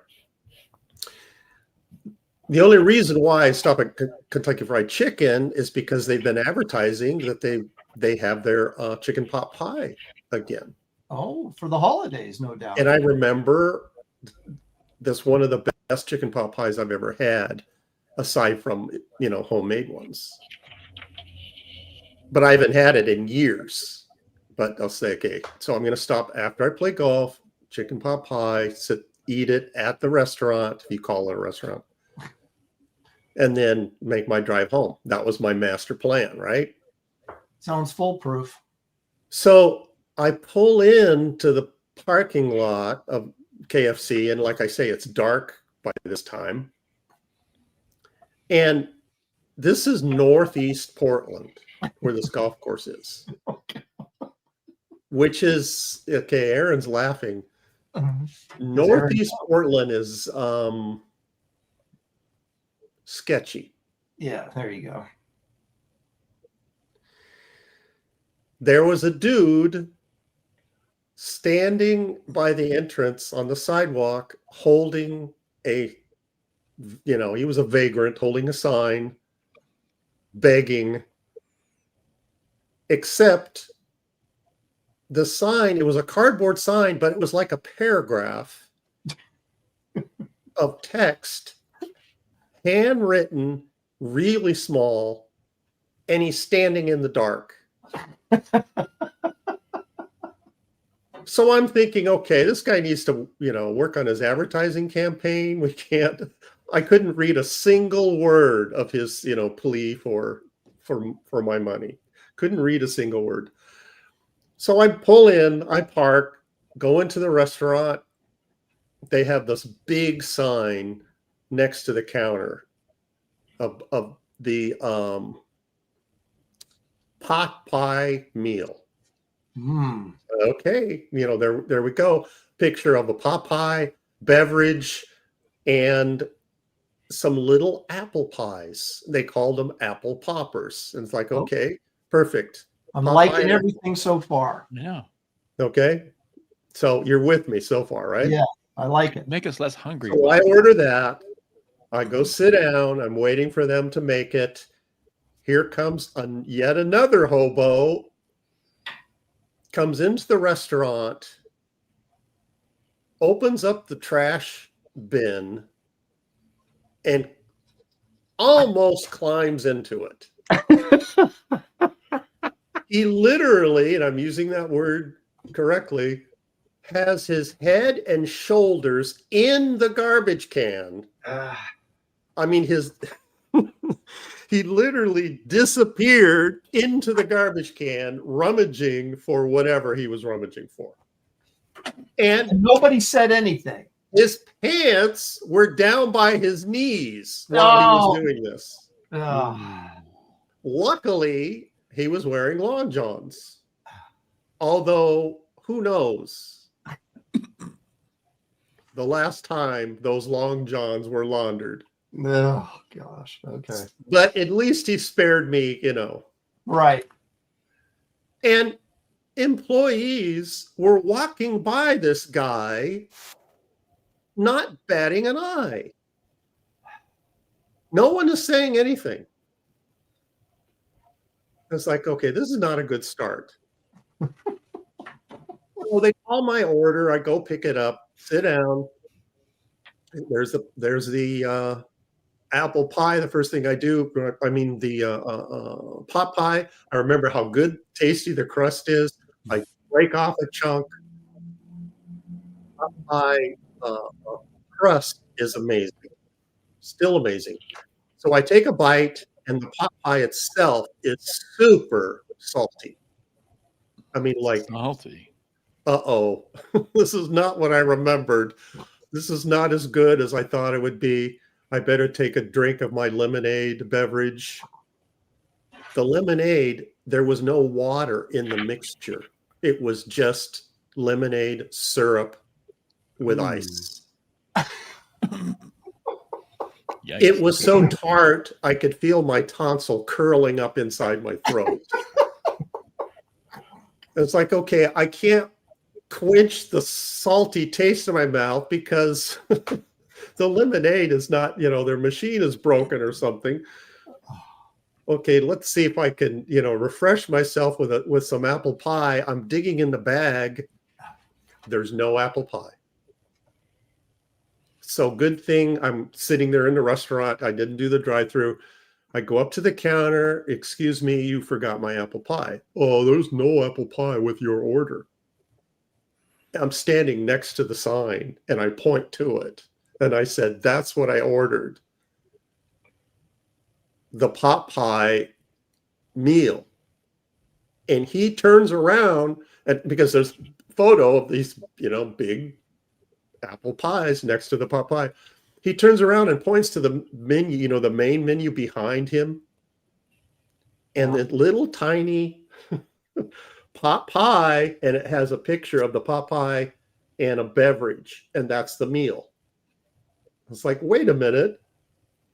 That's not what I ordered. I ordered this. He says, well, this is what I punched in. This is like, well, how is that my fault that you have two pot pie meal on your menu? And he says, well, that's the festive pot pie. It's like, how am I supposed to know this? So I'm literally arguing with this guy over what I ordered. The manager comes over and said, just, what are you doing? Just give him the apple pies. The guy grudgingly gives me the apple pies. I go sit down, open them up, and they're, remember the name? They're apple pie poppers. Mm-hmm. There was two of them. Oh, And they were this big. They were literally bite size. So all that hullabaloo over 2 bites of apple pie. Yeah. That which should have been sampled. Kentucky Fried Chicken experience in Portland. Fail. Well, so when I was in film school in LA, there was a Popeye's chicken on the west side of campus. And of course, any side of campus at USC is dangerous. But so we're sitting in there, and this hobo comes walking in, right? And he starts looking around, and he goes by people's table and like is grabbing chicken from people and eating it, and then move on to the next table and grab. He's and just no helping one's, himself. yeah, no one's saying anything. They're just like, yeah. He gets up to our table, and Dan, oh God, do you remember the movie MASH, the movie, not the television show? The guy who was what was the character's name? Not Colonel Potter. Was it Colonel Potter?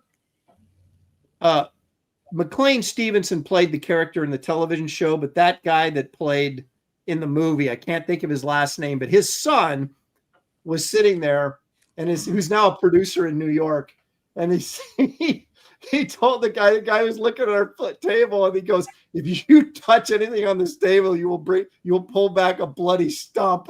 And the guy just kind of looked at us and then moved on to the next table. Oh, that's how it should be.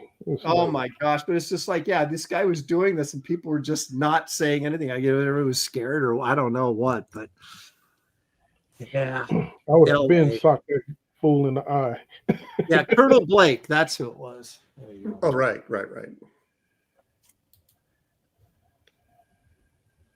That's crazy. That's your LA experience, man. Oh, that was in LA? Yeah. How long ago was that?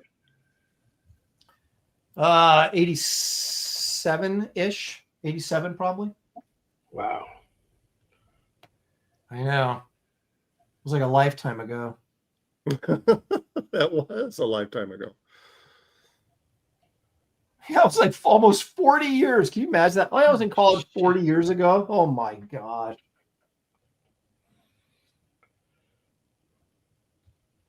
This truly is Graybeards. Hey, you notice who hasn't shown up in the chat? Corinne. Katie did.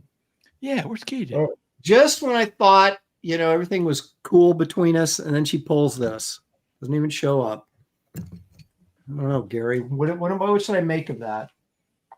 Well, Should I take it personal? she might consider making a living more important than watching our crummy show. Well, she Well, I should. suppose. I think this is far more important than making a living.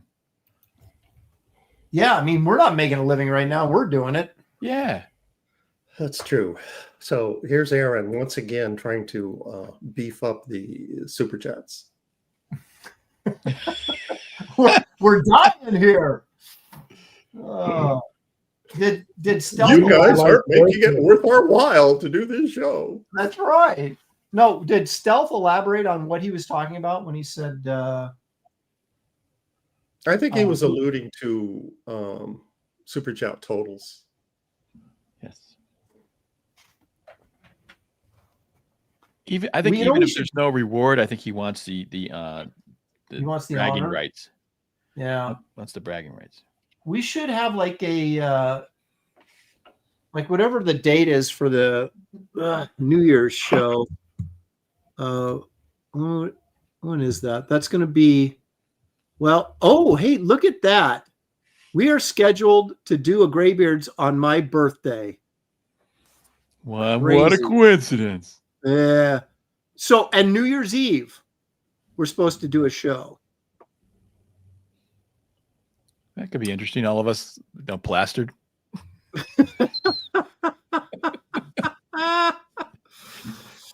Oh, my gosh. Would anybody even show up to watch this on New Year's Eve? I think they would. Well, Because this is kind of there are young folks in this crowd, but it's kind of a older group. And when's the last time you guys went to a New Year's Eve party? Yeah, exactly. I'm hoping to get invited someday. Right? Hmm? I'm hoping to get invited to one someday. Well, I don't mean hoping to be invited. I mean invited and attend. I don't think I've been to one since I was single. Yeah, that's not something us types do. So my point is, I think a lot of people are looking for something to do other than watching those idiots in Times Square. You can watch us idiots. Well, That's should we do a later version of the show then, so we can ring in the new year? I never stay up till midnight. It's a lot harder now to. It's just another, tick off. Well, you the guys could do calendars. we could do the East Coast. Yeah, it's just another reminder of a year that I squandered. Things that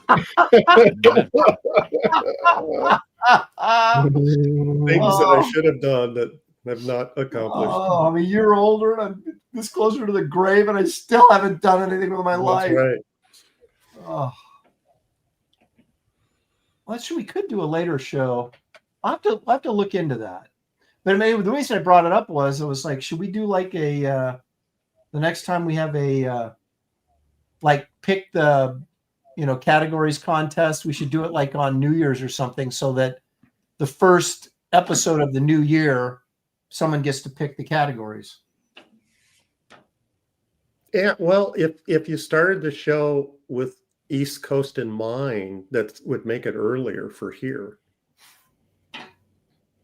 Yeah, so then midnight would be 9 o'clock here, but it'd be on the East Coast would be 9 o'clock here. Right. Right. So that's what I just said. Yeah, I know, Dan. I was just kind of doing the math, though. Not that I don't trust that you know what you're doing. I just Well, that's a good idea. Generally speaking. Talk yourself out of that one, Aaron. I was doing the math, to kind of make sure that we're all on the same. Yeah, well, I think that's a good idea, generally speaking, to not trust my math. Well, we could start the show here like around 7. But yeah, although Ethan would probably be doing something. Would they go on New Year's Eve? Yeah, I don't know. Ethan seems to me like a guy that would actually go to a concert or something with his wife on New Year's. Ethan had Katie did it, I think, last year. He'll come back and stream. Yeah. Hey, maybe Katie could come out because he showed up to Ethan's last year. So, hey, Riley, I appreciate your comment. He says, we are 4 hours in the future. We can let you know if it's worth celebrating in advance. You'd be like, call it off. Yeah, New Year's it's a wash. Over here.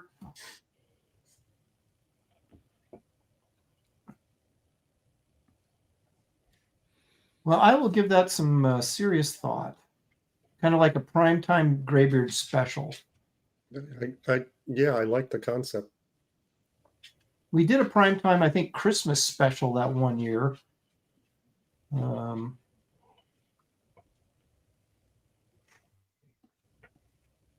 Everything's on the table. Everything and anything's on the table. That's true. Well, not in. Doesn't mean we'll do it, but it's on the table. Aaron will consider it. That's right. All things are considered.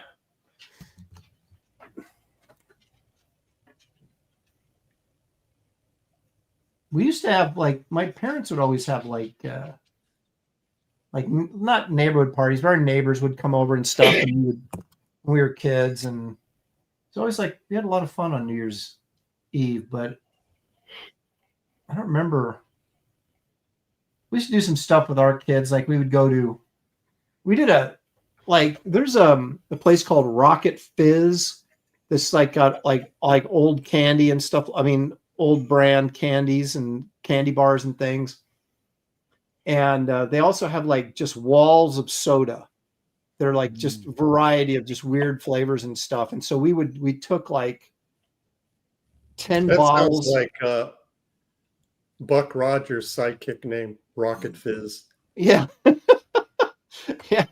Well, we bought a bunch of these sodas, and then we did taste tested. It was kind of fun. Where most people do that with beer, Yeah.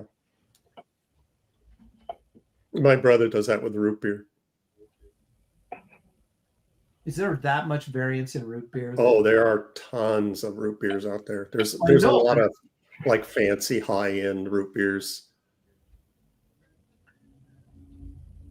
I used to be a big root beer kid, but I've become sort of cream soda or vanilla soda is actually probably my favorite now. Cream soda? Yeah. Man, those things are loaded with sugar. Yeah. Henry's makes a really good orange cream soda. They also make cream soda, but you mean Henry Weinhard's? Yeah, the beer. They have a soda pop. They do root beer and I think cherry something and cream soda, and my favorite is their orange cream. It's just like the orange cream popsicle. I have never tried that. Really good. But you're basically drinking sugar, so you got to everything in moderation. Well, I mean, if you have one of those sodas once a year, probably isn't going to kill you. Right. Now, if you were to say have one of those sodas with a rodeo burger from Burger King, then you might be in trouble. Just throwing that out there for. Have you had one of those? Not yet. David keeps pumping it up, and I'm Yeah, like, I saw an ad for it, and it looked pretty good. I'm tempted. just don't go to the Northeast Portland one. Yeah, as long as it's not in Hobo Town. Dang it. How many people right now are getting up on their chairs to go to the fridge because you guys are talking? They're like, I'm hungry. I know, I am too. I was like, I went to Trader Joe's today, my daughter and I picked up these. They got these huge square flatbreads, and they're like $3.99 for two of them, and they're like probably, God, they got to be 18 inches long, and they're like a rectangle flatbreads. They're big, and so we're gonna make pizza tonight on those Ooh. flatbreads. Pizza. Pizza's Bullet my weakness. he says he likes hearing soda, not pop, from you guys. I picked that up from living in New York. I think in West California we called it pop. Really? Because we're pop here too in Michigan. That's what we called it when we were kids, was pop. And then I remember saying that to some people. Might have been like, I don't know, Florida or someplace. Maybe it might have been New York. Where I said pop, and they're like, "What are you talking about? You mean soda?" Yeah. Well, that's the first time I had heard it, was in New York, where they call it pop. I mean, I'm sorry, soda. Yeah, so it's like, because it's the full name, of course, is soda pop. So Right. I guess either one would be. You pick each region picked their own thing, obviously. Yeah. Yeah. And we I mean, picked the right. there's a lot of things. You know, those couches that folds out into a bed. Here in California, West Coast, we call them hide-a-beds. Right. In New York, they call them convertibles. Really? Yeah. So I had no idea what they were talking about. It's like, we were helping this guy move, and he had this convertible, and it unfolded, and while we were in the stairwell. Yeah, because they're like, a convertible's a car. Right. But there's a lot of stuff like that is just, common to a specific area. A friend of mine who lived out in LA, his father was somewhere from the South or whatever, and he was telling his son, "Oh, go get the trash. It's over by the Harvin." The what? Exactly. And he's all, what did you say? It's over by the Harvin. He's all, what the hell is a Harvin? And he was trying to say hydrant, like the fire hydrant. He called it the Harvin. Yeah, he was like, what are you saying? That's funny. Playing golf with my usual guys. I have a group I go with. We usually play teams, and the guy's name is David, and he's telling us, "Oh yeah, aim. Where should I hit it? See that snag over there? Yeah, aim for that snag." Like, what? Aim for the what? And both the other two were like, "David, what's a snag?" It's like, you see that tree? It's like a tree with no leaves. It's like looks almost dead. Is a snag. Okay. And so I get my phone out and I look it up. Sure enough, and none of us had heard that word referring to a dead tree except David. And so we were using snag as often as possible. It's like, watch out for that snag. Yeah. Careful of that snag. Have you ever heard that? Snag for a dead tree? I've never. Maybe like if there was a tree limb underwater or something, like you're in a lake and it's like, like watch out for the don't snag the boat or whatever. But yeah, right, exactly. Or you're fishing, but never in that context. Right. Mickey says my mother calls soda Coke. Yeah, we used to do that too. Just like Coke meant soda pop. Mm-hmm. I don't think we ever generally used that to mean just any kind of soda. Was We used to call, now if I wanted an orange cream snowed, I'd go, hey, grab me a snag. And that we use that. But Vespa guy says, yeah, Mickey, they called everything Coke when he was in Texas. well, how do you order? You see if you want to Yeah, I don't know. Sprite, Yeah, you order a Coke. yeah, if you want an orange drink, you say, yeah, give me a Coke. That's awesome marketing. That's fantastic. Well, it is for No, Coke. probably, when you're ordering, you say it's specific, but when you're talking about carbonated beverages, you just call it Coke. Okay. Yeah, I mean, it's like Reynolds Wrap, or that. Right, Scotch tape. Yeah. Well, that's true. Scotch tape is one of those things, right? Yeah. I mean, it is a brand, but it's also a thing. Because you don't just say tape. If you want that like Scotch tape type tape. No one says cellophane tape. You say Scotch tape. Yeah. Well, now I'm feeling like maybe I don't know what I'm talking about. Maybe Coca-Cola, this Coke thing is real. Rich Ware says, what kind of Coke do you want? Pepsi? I heard that in the South. That's funny. What kind of Coke do you want? Pepsi? Cocaine. We used to have those Nesbit. Remember Nesbit sodas? No. They'd always had like grape, orange, strawberry. No, that's I don't remember that in California. Really? Nope. I just lost the cap to my 0.8 or my 0.8 micron, and it's fresh. And if I can't get a cap for it, it'll dry up. It's going to dry up on me. Don't you save old caps? I guess I could pull one off a dead pen someplace. Yeah, that's true. Then I got to find the dead pen. And that one's still good. I hate when I'm using a pen, ruling lines or something, and I always put the cap on the end of it. Yeah, that's what I do. And every once in a while, it just pops off and shoots across the room. Oh, here it is. And that shuts down my production. I have to stop, and I'm and you're spending there 20 minutes or 30 minutes looking for the cap. On my hands and knees, like trying to feel under the couch. It's outrageous is what it is, man. Yep. I can't take it. Why me? What did I ever do to deserve this? You suffer for your craft. You do. Yeah. On your knees. Worship the pen. Shooting caps. Curse them. How many times have you spilled ink and ruined either your carpet or your floor in your studio? Only once.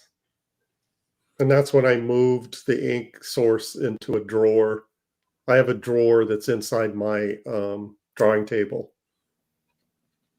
And I pull the drawer out, and that's where I dip in the ink. And so if I spill it, knock it over, whatever, it just dumps on the inside of the drawer. But yeah, I dumped over a whole bottle of ink onto a carpet. Well, I've got hardwood in here now, but I spilled ink on that. So now it's like, I guess I just, if I were to sell this house, we go, this is the studio. Look how authentic it is. There's ink on the floor. Incredible. This is exactly what you want. Well, that was the selling point for my first house when I sold it. I said, this is the office of Dan Wallace, Marvel Comics artist. Wow. And they're like, oh my gosh. And it sold like seconds. Man. Aaron, you know this? Delmar is laying down some wisdom. He says Scotch Magic tape is the tape to use on comic bags. Other tapes destroy the bags. It's true. Are hazard to the comic. Did you know that? Scotch tape, Scotch tape is actually kind of low tack, and it works really well in the plastic bags. If you get some kind of cheap, cellophane tape, I guess you call it, right? It can stick. It sticks to the bag, and then can end up tearing the bag and everything. Yeah, he's right. What's nice tape is I use this a lot. Is the blue tape for masking. Yes, that's a low tack tape, and it doesn't harm artwork. And I'll use it all the time. Anyone who's got an original piece of artwork knows what I'm talking about. They It get is right there. the blue Right there. tape. Got it Yeah. Right there. Yep, Blue tape. yep. Yep. It doesn't It's even wreck the better than the artwork. white tape. Doesn't I tear the used to paper. Yeah, I used to exclusively use that white tape, but the blue tape is better than the white tape. Yeah. And it's cheaper. That white tape's expensive. By the way, how do you guys like my new angle of art? I've got on my camera. I'm pulling it in tighter.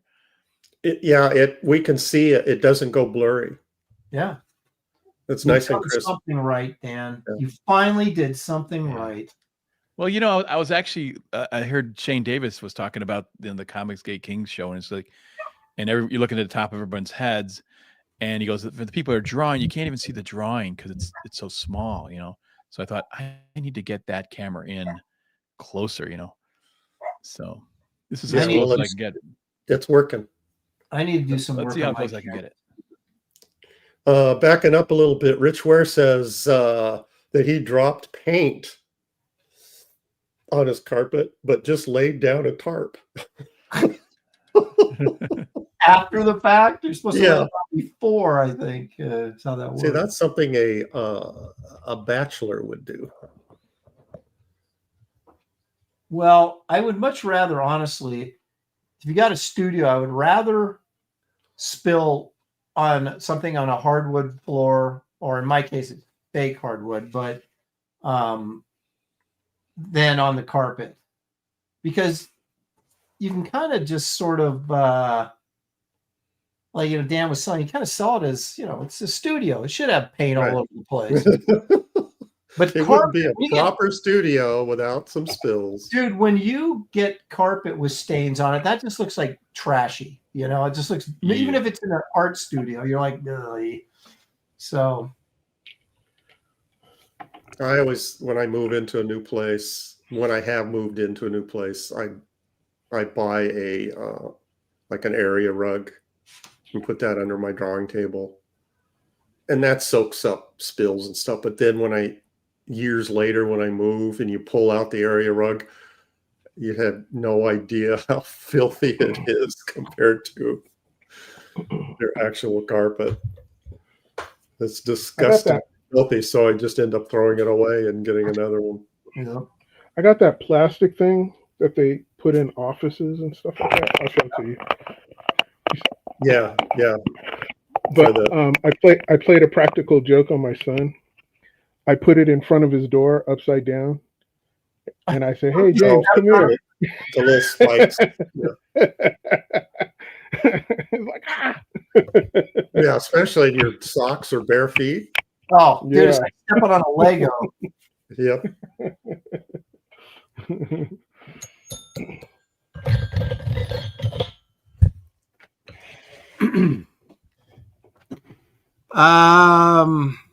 Stealth X5 says, I think David won. Oh, so he's trying to create a competition between the artists is what he's doing. And we all know this is not a competition show. It's just a friendly gathering of artists in a virtual I definitely studio. did not win. Okay, well, to try to counter what Aaron just said, I encourage everyone to super chat and give us your opinion on who won. I would encourage. Just keep in mind if you starting things off. Just keep in mind, if you don't vote for mine, you're gay. Don't forget, if you don't vote for Dad, you're gay. I mean, it's got this hot chick. I mean, what can you do? I mean, come on. No, I clearly support anybody that wants to, give me props, but it's not a competition. Yeah.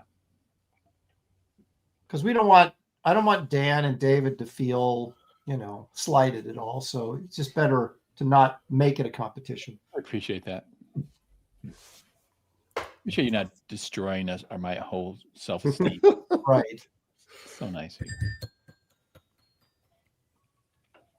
So Dan, have you started working on your story for Barbaric Adventures yet?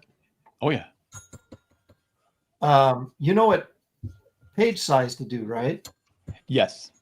Okay. All right. Yes, it's a little different. So I worked it out. Okay. Because I went ahead and did. I used the Savage Tale format, which Yeah. isn't Playing quite. his xylophone. Get in there. Oh, I'm gonna break it. I thought that was just like some weird interference that was coming over the internet there. I didn't. The Vespa guy for 10. Dan gets 2 extra points Yes. for reason. Okay. For reasons. What reasons, Vespa? For 2 reasons. Vespa, confirmed, not gay.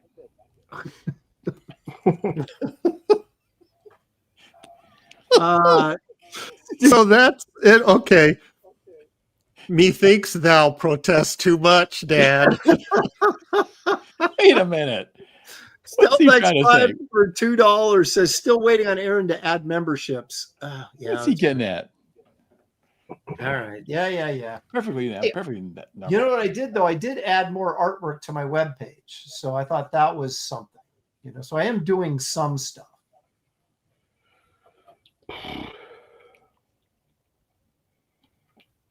Okay, we're gonna wrap this up in about. Actually, we got 5 minutes because I got to meet with Graham at 4:30 ish. So it's 4:25 right now. 5 minutes. Okay. You got the Star Trek show tonight? Yes. But I have business things to talk about with Graham. Okay. So You got to give him the business? I'm going to give him the business like you've never seen. Okay. Wow. That's an excellent tease. And how could we not tune in? Well, I'm going to do it off air. I'm going to do that the business off air, and then Let him have it. And then we will. There's been a lot of things that have been bothering you lately. I'm going to talk to you guys on air like I talk to you in the green room.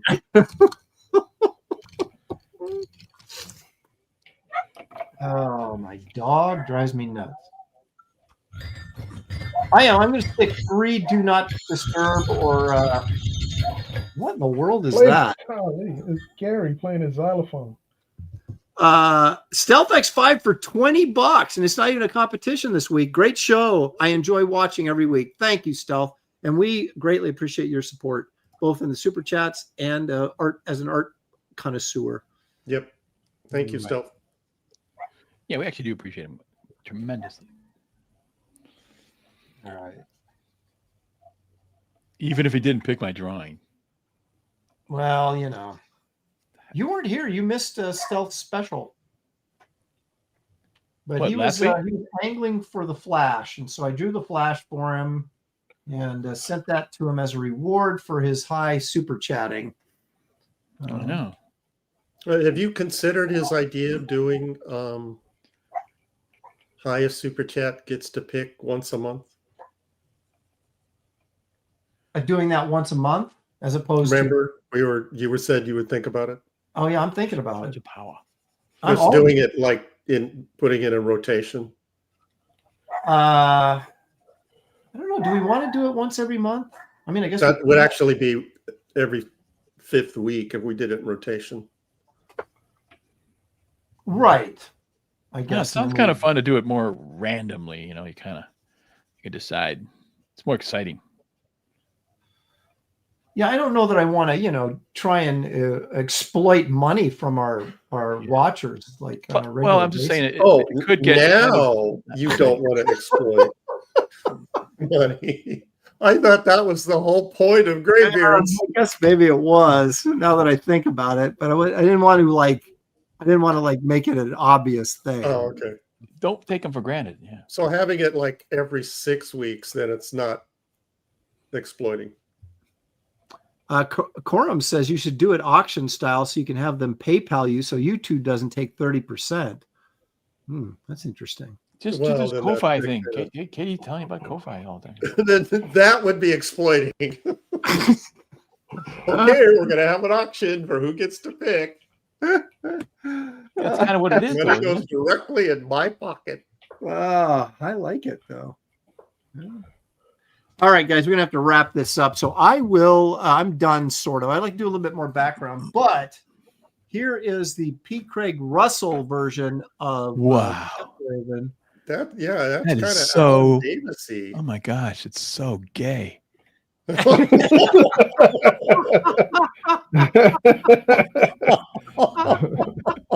That is the gayest drawing ever.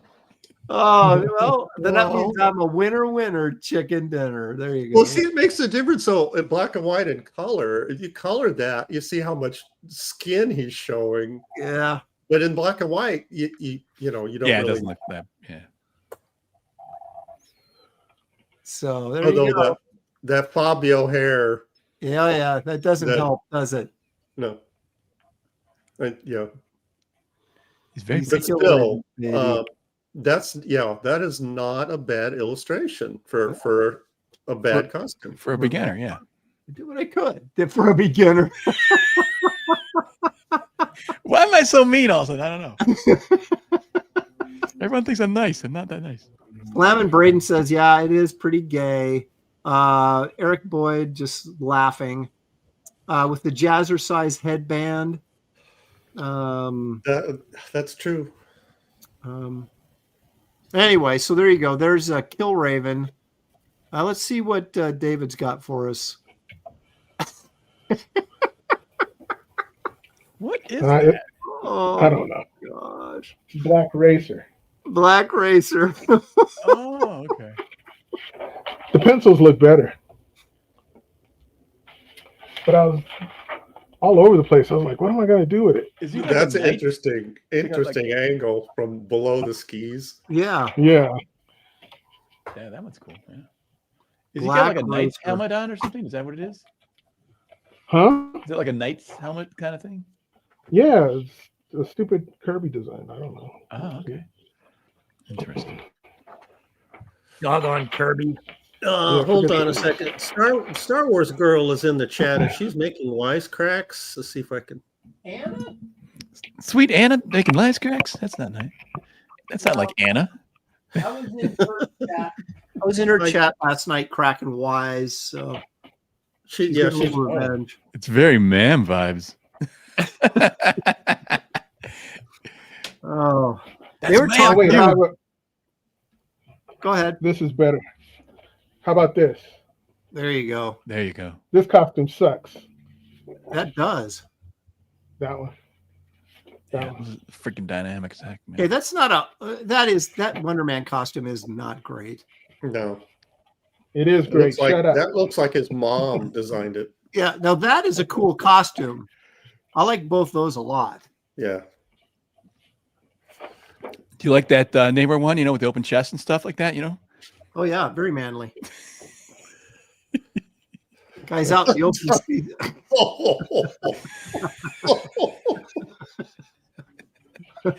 Oh my gosh. Oh, brother. God help us. There you go. Oh god, That Thor is awesome, man. yeah, And that is a demon's great. fantastic. Both those pieces. He still has them. Those How are can you sale. have those?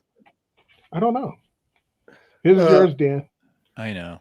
Gollum Wolf is asking, what is he racing from? And it's obvious. He's trying Oh to get my away God. from oil slick. He's racing from the police. Quit being naive. That Astro Boy Right. got Running so from many the popo. phallic shapes in it. Oh gosh. Running from the popo. All right, Dan Law. Oh, Dan Law. What? Oh my. What? Dang. Oh my. Is your costume ripping? Is that what we're seeing here? Oh yeah. Oh. Yep. So this is the new costume. They're trying to make the women empowerment. Yay, women! Yay! Yeah, wow. That gal is bow-legged. She's very empowered, man. Oh, so she's going through some sort of cosmic rays that are ripping off her costume. Is that? Well, she has the costume that they gave her at Marvel didn't quite fit, and it stretched and ripped when she put it on. I see. So it's that's kind of what I was thinking. Yeah. I love how like her midriff is like so well defined that it looks like she's not wearing anything in her midriff, and yet that's one tight costume right there. Yeah, it's like one of those paint-on ones, The Vespa guy for 20. Thank you, sir. He said, this is turning into the definitely not Graybeard's draw stream. You see, Dan, you're bringing in the Graybeard's. thank you for that 20 Vespa. That's very generous. Yeah, see, that's what he likes is obviously not gay. Headless Bourgeoisie says, I think we have a Dan Lawless victory tonight. No homo. Exactly. All these people are confirming themselves. Rand Darrington said she empowered right out of her clothes. You're popping out.